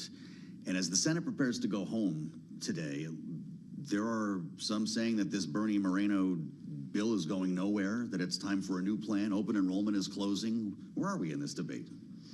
Yeah, look, I think that the president just a little while ago came out with his great health care plan, and we're currently reviewing that. It does hit on a lot of the points. I mean, I think one of the big issues where we see some opportunity is pharmaceuticals, right? He's proposed his most favored nation. He wants to pay Americans to pay the same price that many other countries are paying. Why are we subsidizing the research and on top of it paying the highest prices? So he has a point with that, but I think the bigger issue is PBM reform. If we want to rein in those PBMs that are those middlemen between the insurance companies and the pharmacies. And in some cases, there's vertical integration where the insurance company is the PBM and the pharmacy. And that is, I think, a real problem because we're seeing them put small mom and pop pharmacies out of business. They're dictating what their competitors are making. And they are have no transparency in terms of what's going on in the middle in between phase and how much they're profiting. So in fact, our committee next week, Ways and Means, is going to be having these health insurance executives that do also own these PBMs come before us. And the questions This ought to be a fun it's going to be interesting, especially when we ask them about the 230% increase in profits and the premiums increasing at the same time despite those taxpayer subsidies. So that's going to be a big topic, I think, in the next couple of weeks. And we'll see where that goes. But I'm hopeful that we're still going to get something done in a bipartisan way. If not, through reconciliation. What the president proposed today could be done through the reconciliation process, which means only Republicans are needed to pass it. Yes, wow, interesting. So reconciliation 2.0 is real for you. I think it's a possibility. I think, look, our margin keeps getting slimmer and slimmer, but I think that's very well possible, maybe as it relates to health care and housing. There's a lot of discussion surrounding housing and affordability there. I think one of the biggest things we also need to do, and I think as it relates to credit card companies, financial literacy is so important, right? Teaching young people about what it means to take on debt, and that what's behind the actual dollar. And I think that's something we need to get back to the basics in our education system. You need to get a Bloomberg terminal in every classroom. I didn't really say that. I want to ask you about immigration because the conversation that we had so frequently throughout the campaign has evolved following the ICE raids. We saw the deadly shooting in Minneapolis. You can't wake up in the morning without the doom scroll on your phone and seeing somebody pull out of a car or pulled out of their home. The president, actually, if you go back and listen to his rhetoric on the campaign trail, actually said in an interview, this could be difficult for some people to see. Is this what you expected? Look, I think what we really wanted and needed, particularly in my district, was the president to, one, secure the border, which he's done. We now have 0 crossings. And number 2, deport the criminals, right? And I think that in many ways, they've been very successful. We are seeing thousands of criminals that have committed real serious crimes, deported. Those migrant shelters that were popping up all over New York City, being funded by the taxpayer, are now closed. But we also see that there are areas where they've gone too far. And we've had a real discussion about this with the Speaker and with the White House because we want to see some type of balance here, right? And I think that's what the American people want. So you secure the border, you're deporting the criminals. But when it comes to these raids, I think they are problematic. But I think the other issue is that the municipalities are not cooperating to deport those criminals. So if they're not turning over these people, which in New York City recently there was an article saying 7,000 individuals, including murderers and rapists, were released back onto the street instead of turned over to ICE.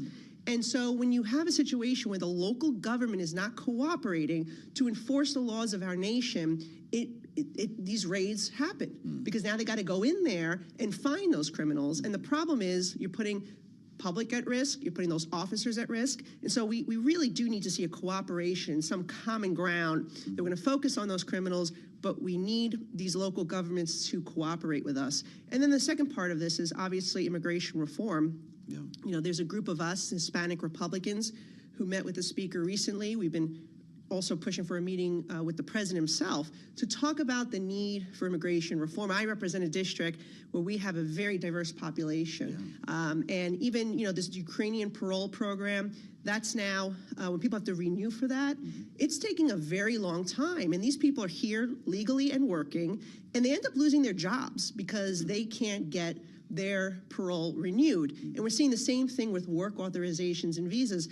People who are here doing the right thing, follow the rules, they're working hard, they're paying taxes, and you know what? They lose their legal status, and then they lose their job. And unfortunately, we need to figure out a system that improves that and also gives more employers opportunities to hire foreign workers for jobs that they cannot fill with Americans. Well, that was a comprehensive answer, and I only have a minute left. So I want to just see your thought on the discord over these ICE raids impacting the budget for DHS. Could this hold up funding at the end of the month? quite frankly, I think the Democrats are playing politics here with this. I think that, first of all, we just gave billions of dollars to our ICE to be able to carry out these deportations in the reconciliation bill, where you're going to see some impact if they choose to take this route. Coast Guard, for example, is going to get hurt. These are serious other federal law enforcement. They're the ones that are going to get impacted. Counterterrorism, cybersecurity, our coastline, those are the areas we're going to see some impact if they don't work with us to get the job done and fund the government. Even some Democrats tell us they don't have an appetite for another shutdown, so we'll find out together. Congresswoman Nicole Malliotakis from New York, thank you so much as always. This is Bloomberg.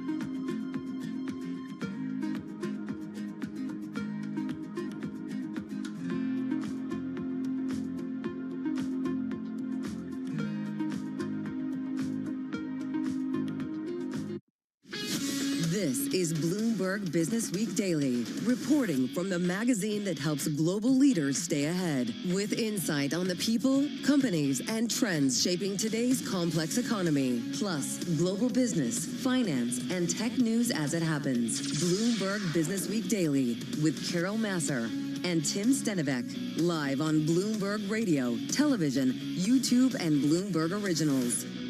And a very good afternoon, everybody, across Bloomberg platforms. Welcome to Bloomberg Business Week Daily. Carol Masser, Tim Stenivek, live here at Bloomberg headquarters in New York City. Hey, who would have thunk January 15th, and big tech is back. Yeah, TSMC can really be the one to take a bow today. I think it really is setting the tone for the entire market. It's an AI bellwether, and that outlook is really what has people talking. I think the magical number is $52 to $56 billion.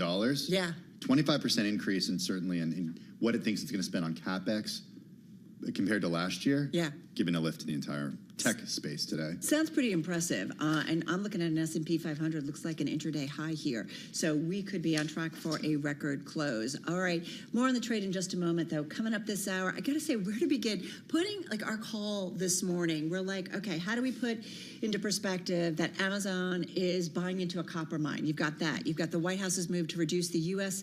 and its allies' dependence on Chinese critical minerals.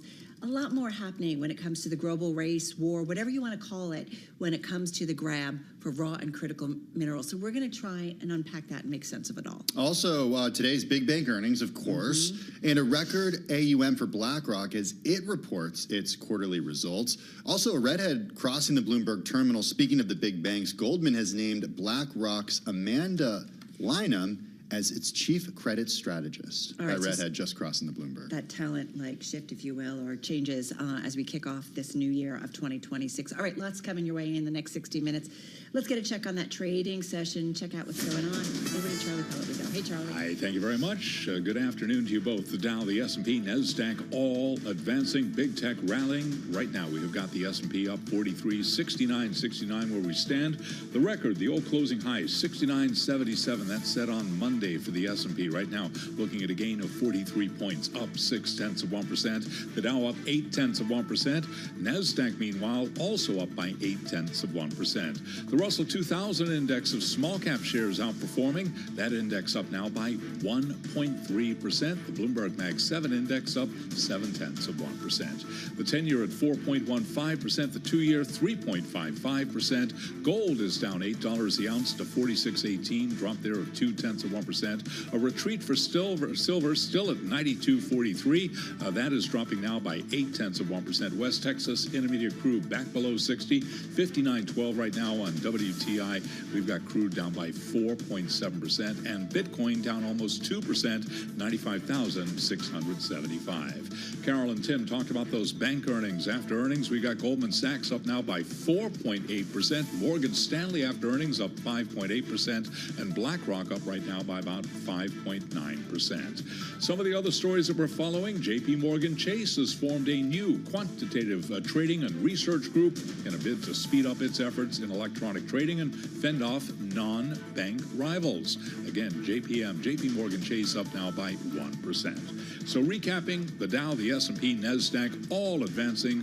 Could see a record close today on the S&P. And again, repeating that headline, Goldman Sachs naming BlackRock's Amanda Lynham as chief credit strategist. I'm Charlie Pellet. That is a Bloomberg Business Flash. All right, and as we mentioned, we're going to be talking about BlackRock's quarterly results a little bit later on this hour. Let's get to something that I think it's safe to say, Tim, it was kind of a wait-what moment a little bit this morning, and this had to do with Amazon Web Services striking a deal with Rio Tinto Group to use copper from an Arizona mine in U.S. data centers. It made us say, why Amazon, why copper, and then in the back of our minds, we're like, we kind of know what's going on. Well, to break it all down for us and really lay it out, Bloomberg News senior commodities reporter James Atwood joins us from Bloomberg's Santiago, Chile bureau. James, good to have you on the program. This is for AWS.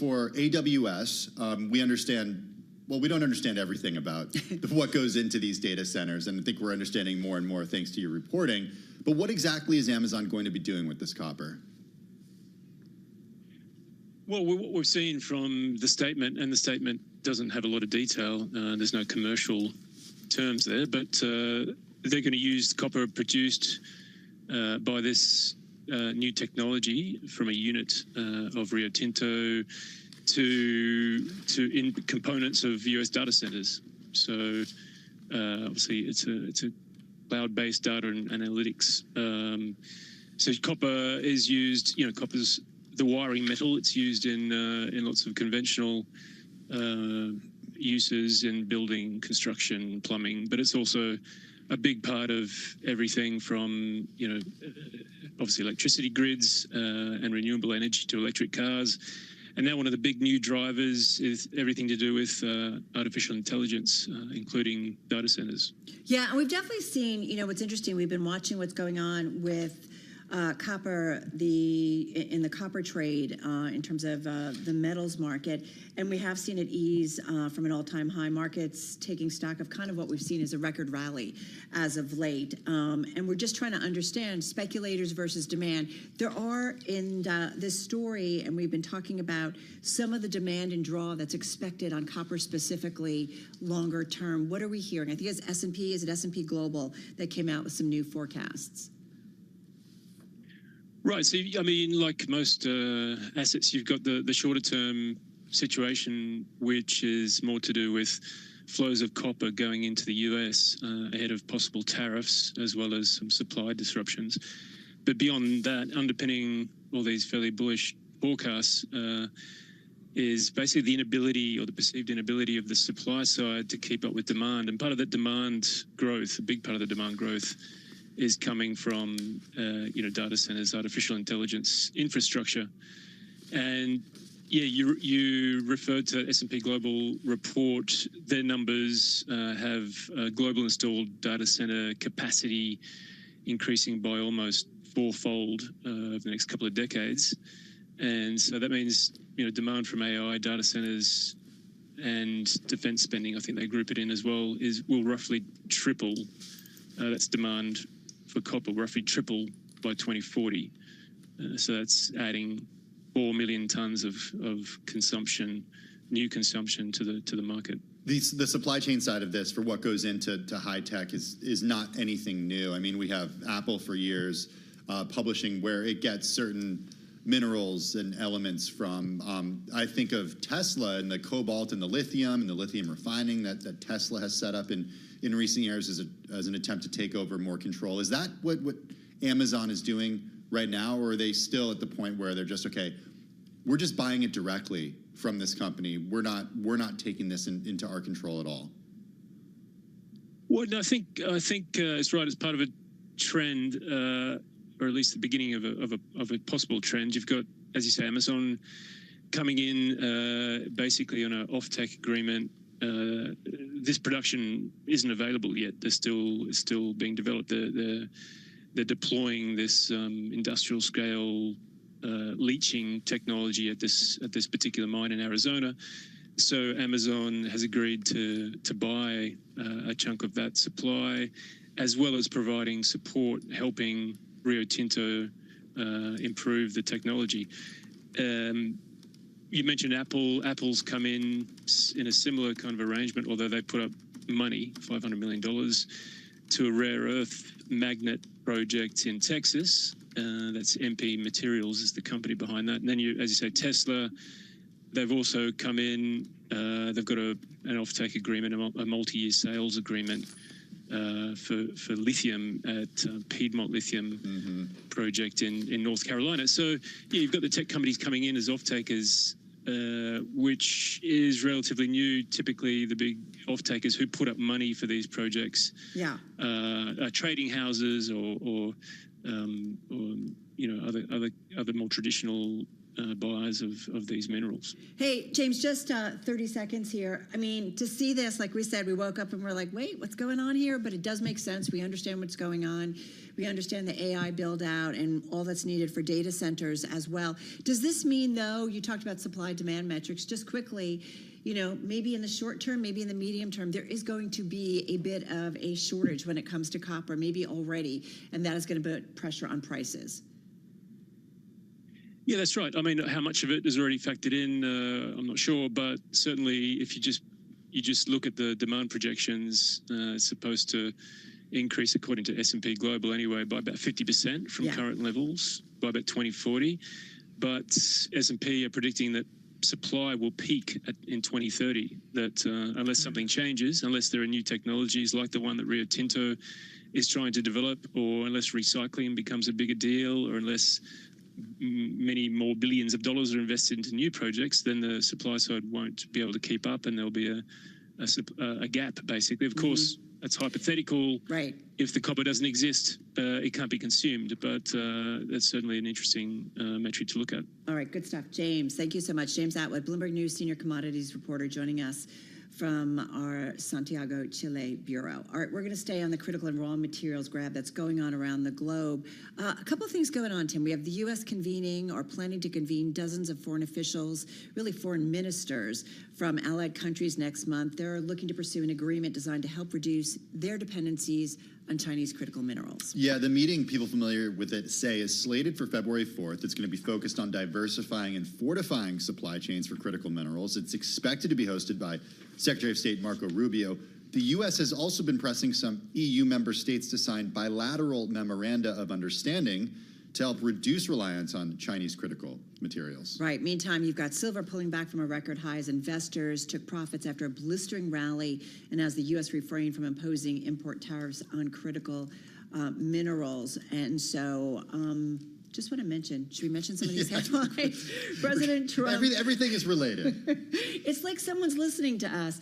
President Trump to lower tariffs to 15% on goods from Taiwan. Taiwan pledges $250 billion each in chip investment and credit guarantees. So this is certainly, it all kind of flows together. Okay, so we did plan to talk to Michael Shepard, Senior Editor for Technology and Strategic Industries for Bloomberg News, about critical minerals and what the U.S. is doing, and we will do that. But Mike, first I want to just get your thoughts on this breaking news that we're seeing cross. I know you haven't really gotten a chance to see it until we have, but the president is said to lower tariffs to 15% on goods from Taiwan, Taiwan pledging $250 billion each in chip investment credit guarantees. What's your response? What's your reaction?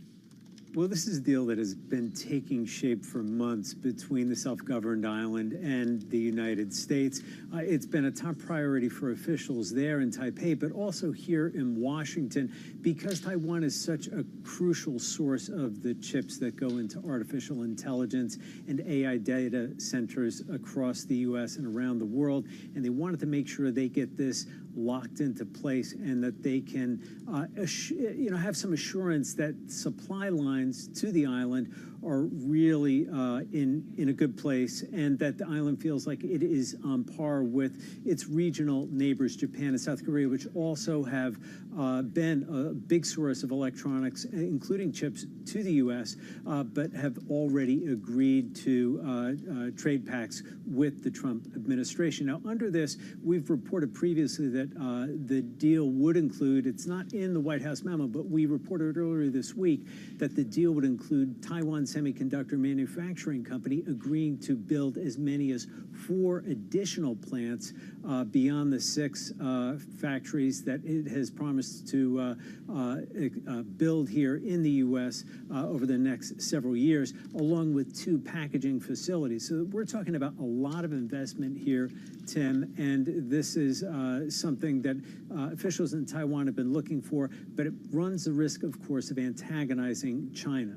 Yeah, we're getting some more information on this. The U.S. and Taiwan agreeing to a trade agreement that would lower tariffs on goods from Taiwan to 15% and see TSMC increase financing for American operations.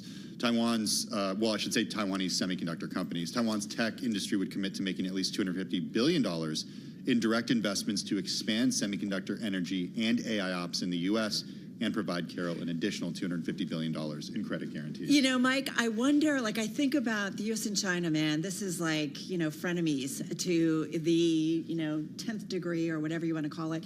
I mean, we've got the president, right, heading to meet President Xi in China. I'm not quite sure the date on that. I think it's in April that's supposed to happen. But I think about that and this, what's happening, this deal with Taiwan and not looking to maybe antagonize China. But then you've also got, we kicked off in the introduction to you that the U.S. is convening dozens of foreign ministers from allied countries next month to look into and pursue an agreement designed to help reduce their dependencies on Chinese critical minerals. I mean, this relationship, as I feel like the U.S., China, Europe, these regions are trying to make sure they have an access to raw materials, critical minerals for their own national security. Well, the Taiwan trade deal and the agreements that have been forged with trading partners around the world and this effort to try to lock down rare earth supplies outside China really just show the competition between the world's two largest economies, the U.S. and China, and just how officials in Washington and Beijing are, while they are trying to work together, they are really in competition with each other just as much. And they are each trying to gain an advantage, not only economically in the broad sense, but very specifically when it comes to these areas of advanced technology, especially artificial intelligence and all the ingredients like advanced semiconductors and, yes, the rare earths that help to produce them. You know, the other tricky relationship, Mike, as you know, is U.S. and Europe right now, or U.S. and its NATO allies. So I'm just curious what you make or the significance of the U.S. looking to meet with its allies kind of against China when it comes to critical minerals. Like, it's just interesting. Like, I need this massive whiteboard to understand the things that people get along with geopolitically and that they don't get along with the same people or same countries. Well, Carol, I think we all need that massive whiteboard to follow all the ebbs and flows in the saga, and especially with Europe, the idea that they would try to convene all of these ministers from so many countries comes at a curious time because of all the tensions over the U.S. interest in taking control of Greenland. Yes, and I'm glad you mentioned this because course, that's exactly where my head was going. Yes, and Tim, that really is the stakes of the game when it comes to Greenland. The U.S. has in mind the rare earths and critical minerals deposits there as something that could be extracted. It's, of course, also a strategic security play when it comes to the military angle, but you cannot overlook at all just what it means in terms of rare earths and the conversation right now. What's your take on this? Is this the quote art of the deal at work here, where the U.S. and the Trump administration sort of goes to the most extreme measure for something it wants, and then the deal that ends up being struck is something that is much more benign, something that's much more traditional? And that's another question, Tim, that we are struggling to answer right now. And I think even officials on both sides of the Atlantic are trying to get their heads around what is the end game for the president and his closest advisors? How far do they want to take it? There are certainly some who simply want to acquire Greenland by force if necessary, but otherwise by purchasing it if they can. Now, of course, if you ask officials from Denmark and from Greenland, the answer is a resounding no. They want no part of that. They wouldn't be opposed to expanding the strategic and business partnership and ties that they have with the U.S., but not under those terms. It's unclear, though, just what the extent of this deal-making is. There was a meeting on Monday with some German officials who walked away really uncertain and a bit dismayed by what they heard from Trump officials, and the Danish, when they were here to talk about Greenland later in the week, this week, they too came away with the sense that there remain fundamental differences between their government's view and the U.S. I think the world should just take a vacation, maybe a month off. Just Do we saying. get a month off too? Take a break. Everybody take a pause. Great stuff, as always. Mike Shepard, thank you so much. Senior Editor for Technology and Strategic Industries at Bloomberg News. Coming up, there's a lot going on at the White House, as Mike just laid out. We're going to dig a little bit deeper and go into some domestic issues.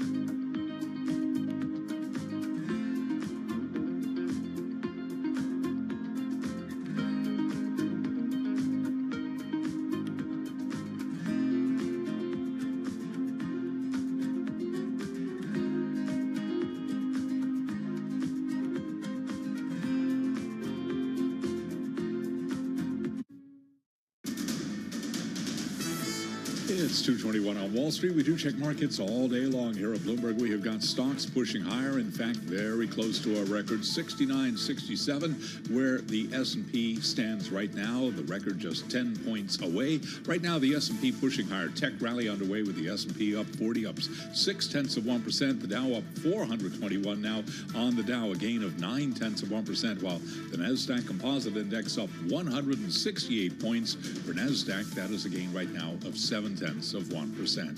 The Russell 2000 Index of small cap shares, the outperformer now up by 1.4%. Our Mag 7 Index up 0.5%. The 10-year currently yielding 4.15%, with the 2-year 3.55%. Gold down $7 the ounce, 46.19, drop there of 0.2%. West Texas Intermediate crude down 4.6%, 59.18 a barrel. Cannot ignore silver, tumbling now by 0.3%, still very close to $93 the ounce. And Bitcoin down 1.8%, 95,770 on Bitcoin. President Trump's going to be lowering tariffs to 15% on goods from Taiwan. That headline moments ago on the Bloomberg. And Ford says there is an urgent need to update the North American Free Trade Agreement, critical to the region's automotive industry, a sharp contrast to comments by President Trump this week, expressing indifference toward brokering a new deal. And this morning, Bloomberg's Matt Miller sat down with the Ford executive chairman, Bill Ford, to talk about the automaker's history of prioritizing the United States. We're going to build here, and we're going to build in our hometown of Detroit, Michigan, and in Michigan, but we're going to build elsewhere in America. And as I say, that was something that was important to me, even though we paid a price for it, and that was long before anybody ever talked about tariffs. Ford Executive Chairman Bill Ford speaking with Bloomberg's Matt Miller in Detroit. By the way, you can watch the full conversation on YouTube on the Bloomberg podcast channel. Ford shares, they are down little change right now, down under 0.1%. Were you affected by that Verizon outage yesterday? Verizon now says it will be issuing $20 credits to customers affected by a widespread service outage, which it attributes to a, quote, software issue. Verizon today down 0.8%. Recapping stocks higher, S&P up 39, up by about 0.6%. And for on-demand news, 24 hours a day, subscribe to Bloomberg News Now wherever you get your podcast. I'm Charlie Pellet. That is a Bloomberg Business Flash. How are you going to spend that $20? I think it's a credit, so I think it. I tried to make a couple. Maybe calls. make some extra calls. I tried to make a couple calls yesterday, and I got this message that the Verizon customer is not available. Were you affected by this? No, I was not. I don't know what my service is anymore. We've been like bouncing around.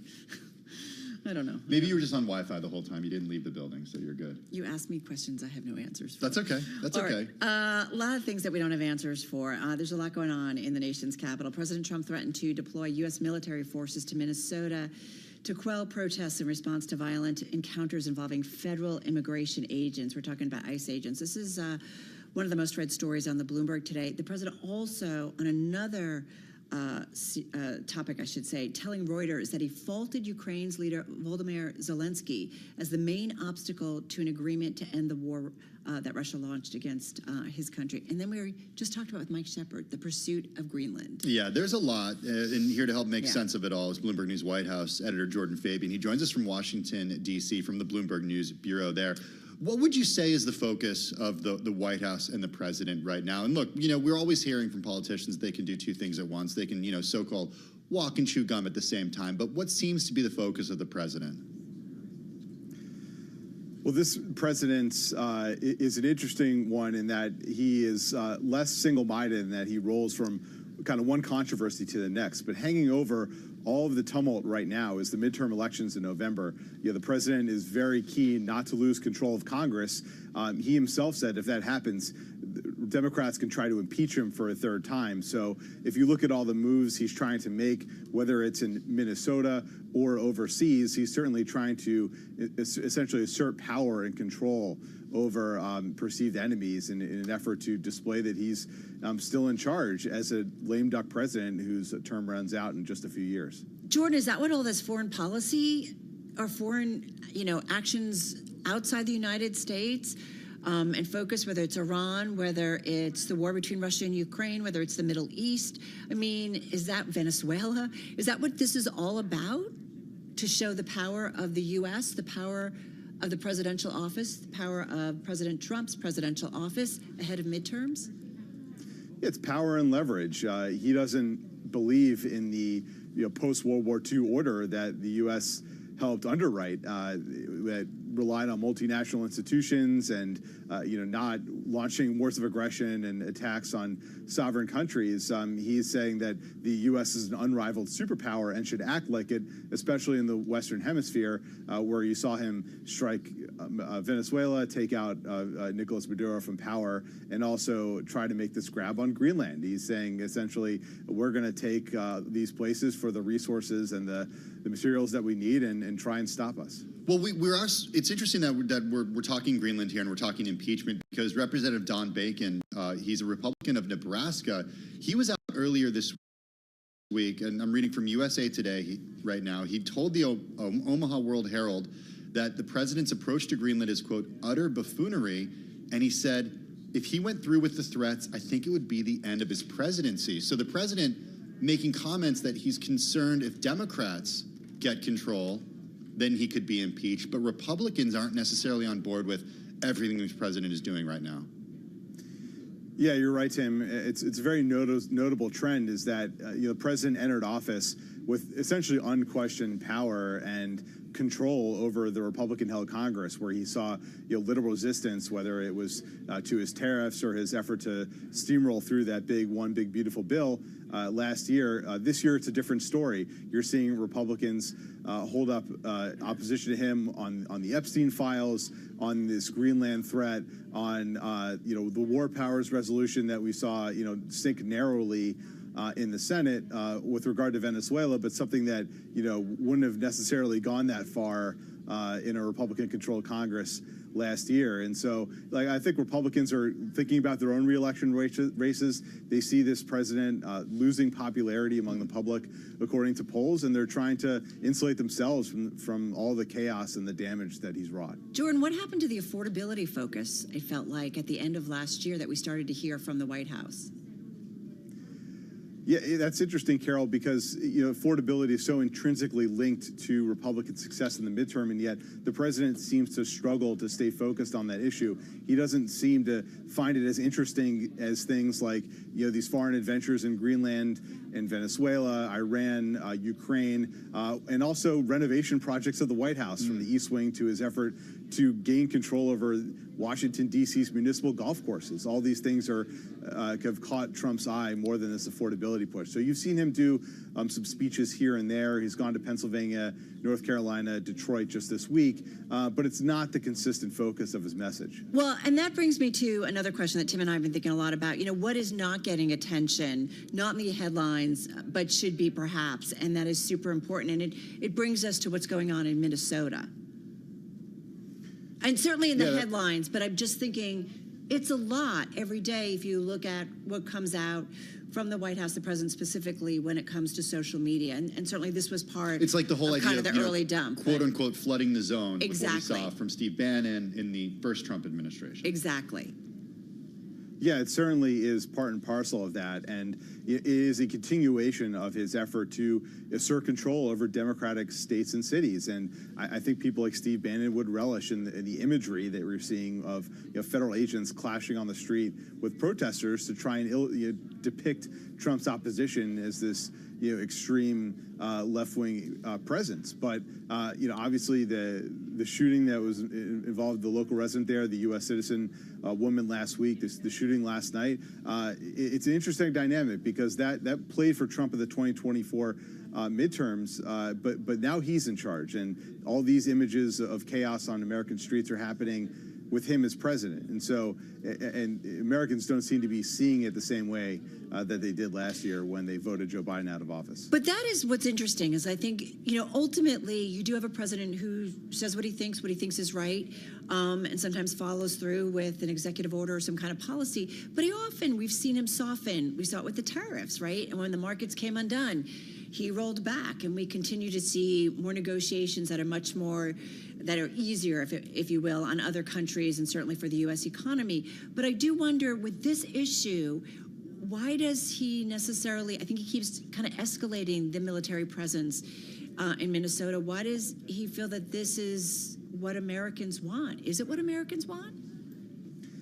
It's not so much about what Americans want, but it's about what he wants. And this presidency is even if it hurts his polling? He certainly thinks it's the right thing for him at this time, and he seems to be focused solely at this point on his legacy and doing these pet projects. And it's also important to remember that this push is also fueled by Stephen Miller, who's arguably his most influential advisor, who sees these culture war issues, immigration, as the battle lines that he wants to draw in the White House. And so that's why you've seen such a heavily militarized, aggressive presence in enforcing immigration laws and confronting these liberal protesters on the streets. Jordan, I know you mentioned the president's being concerned about polling and also Republicans being concerned about polling. It takes a few days to get polling results, but do we understand how the United States as a whole or general groups of the United States feel when they see the imagery come out of a city such as Minneapolis, when they see federal agents on the streets clashing with protesters? Do we have any sort of data about that yet? I haven't seen good data on that yet, but if you look at polling last year that you talked to, it's measured his decision to deploy National Guard troops to cities like Los Angeles, Washington, D.C., Chicago. It didn't poll very well. It wasn't among his least popular moves, but Americans are wary of the presence of active duty military troops on the streets, who aren't necessarily schooled in domestic law enforcement carrying out those functions. And so, it sort of heightens, I think, for a lot of people, the sense of unease. For other people, they might like it. They think that crime in their cities or cities or towns are out of control. They need it, but certainly the majority doesn't support it. Jordan, just got about 45 seconds here. I think safe to say that a lot of folks, when we watch some of the live press events in the Oval Office, it is remarkable, President Trump, his ability to address a variety of topics, even if the event is about one thing. And he certainly seems informed, certainly has an opinion, and certainly puts things out there. So having said that, there is a lot that seems to come at us even more than usual in terms of things from the White House, whether it's social media or strategies or news stories that affect the markets, affect investments, affect geopolitics. Is it a focused White House? I mean, you guys are there in and out. How does it feel in this second year of the Trump second White House? And just got, forgive me, about 25 seconds. I would say last year it definitely seemed more focused in the beginning with the Elon Musk Doge efforts and his tariff push. Like that all seemed sort of in a directional way. But now, especially after the Epstein Files fiasco, things seem to be unraveling a little bit over there at 1600 Pennsylvania Avenue. All right, great roundup. Jordan, thank you so much. Jordan Fabian, Bloomberg News White House editor. Still ahead. Did you forget we had bank earnings today? Oh, I have not forgotten. Yeah. And the stocks, that's what we're doing next. Yeah, stocks are moving. We'll break it down. What you need to know about Goldman, Morgan, also BlackRock.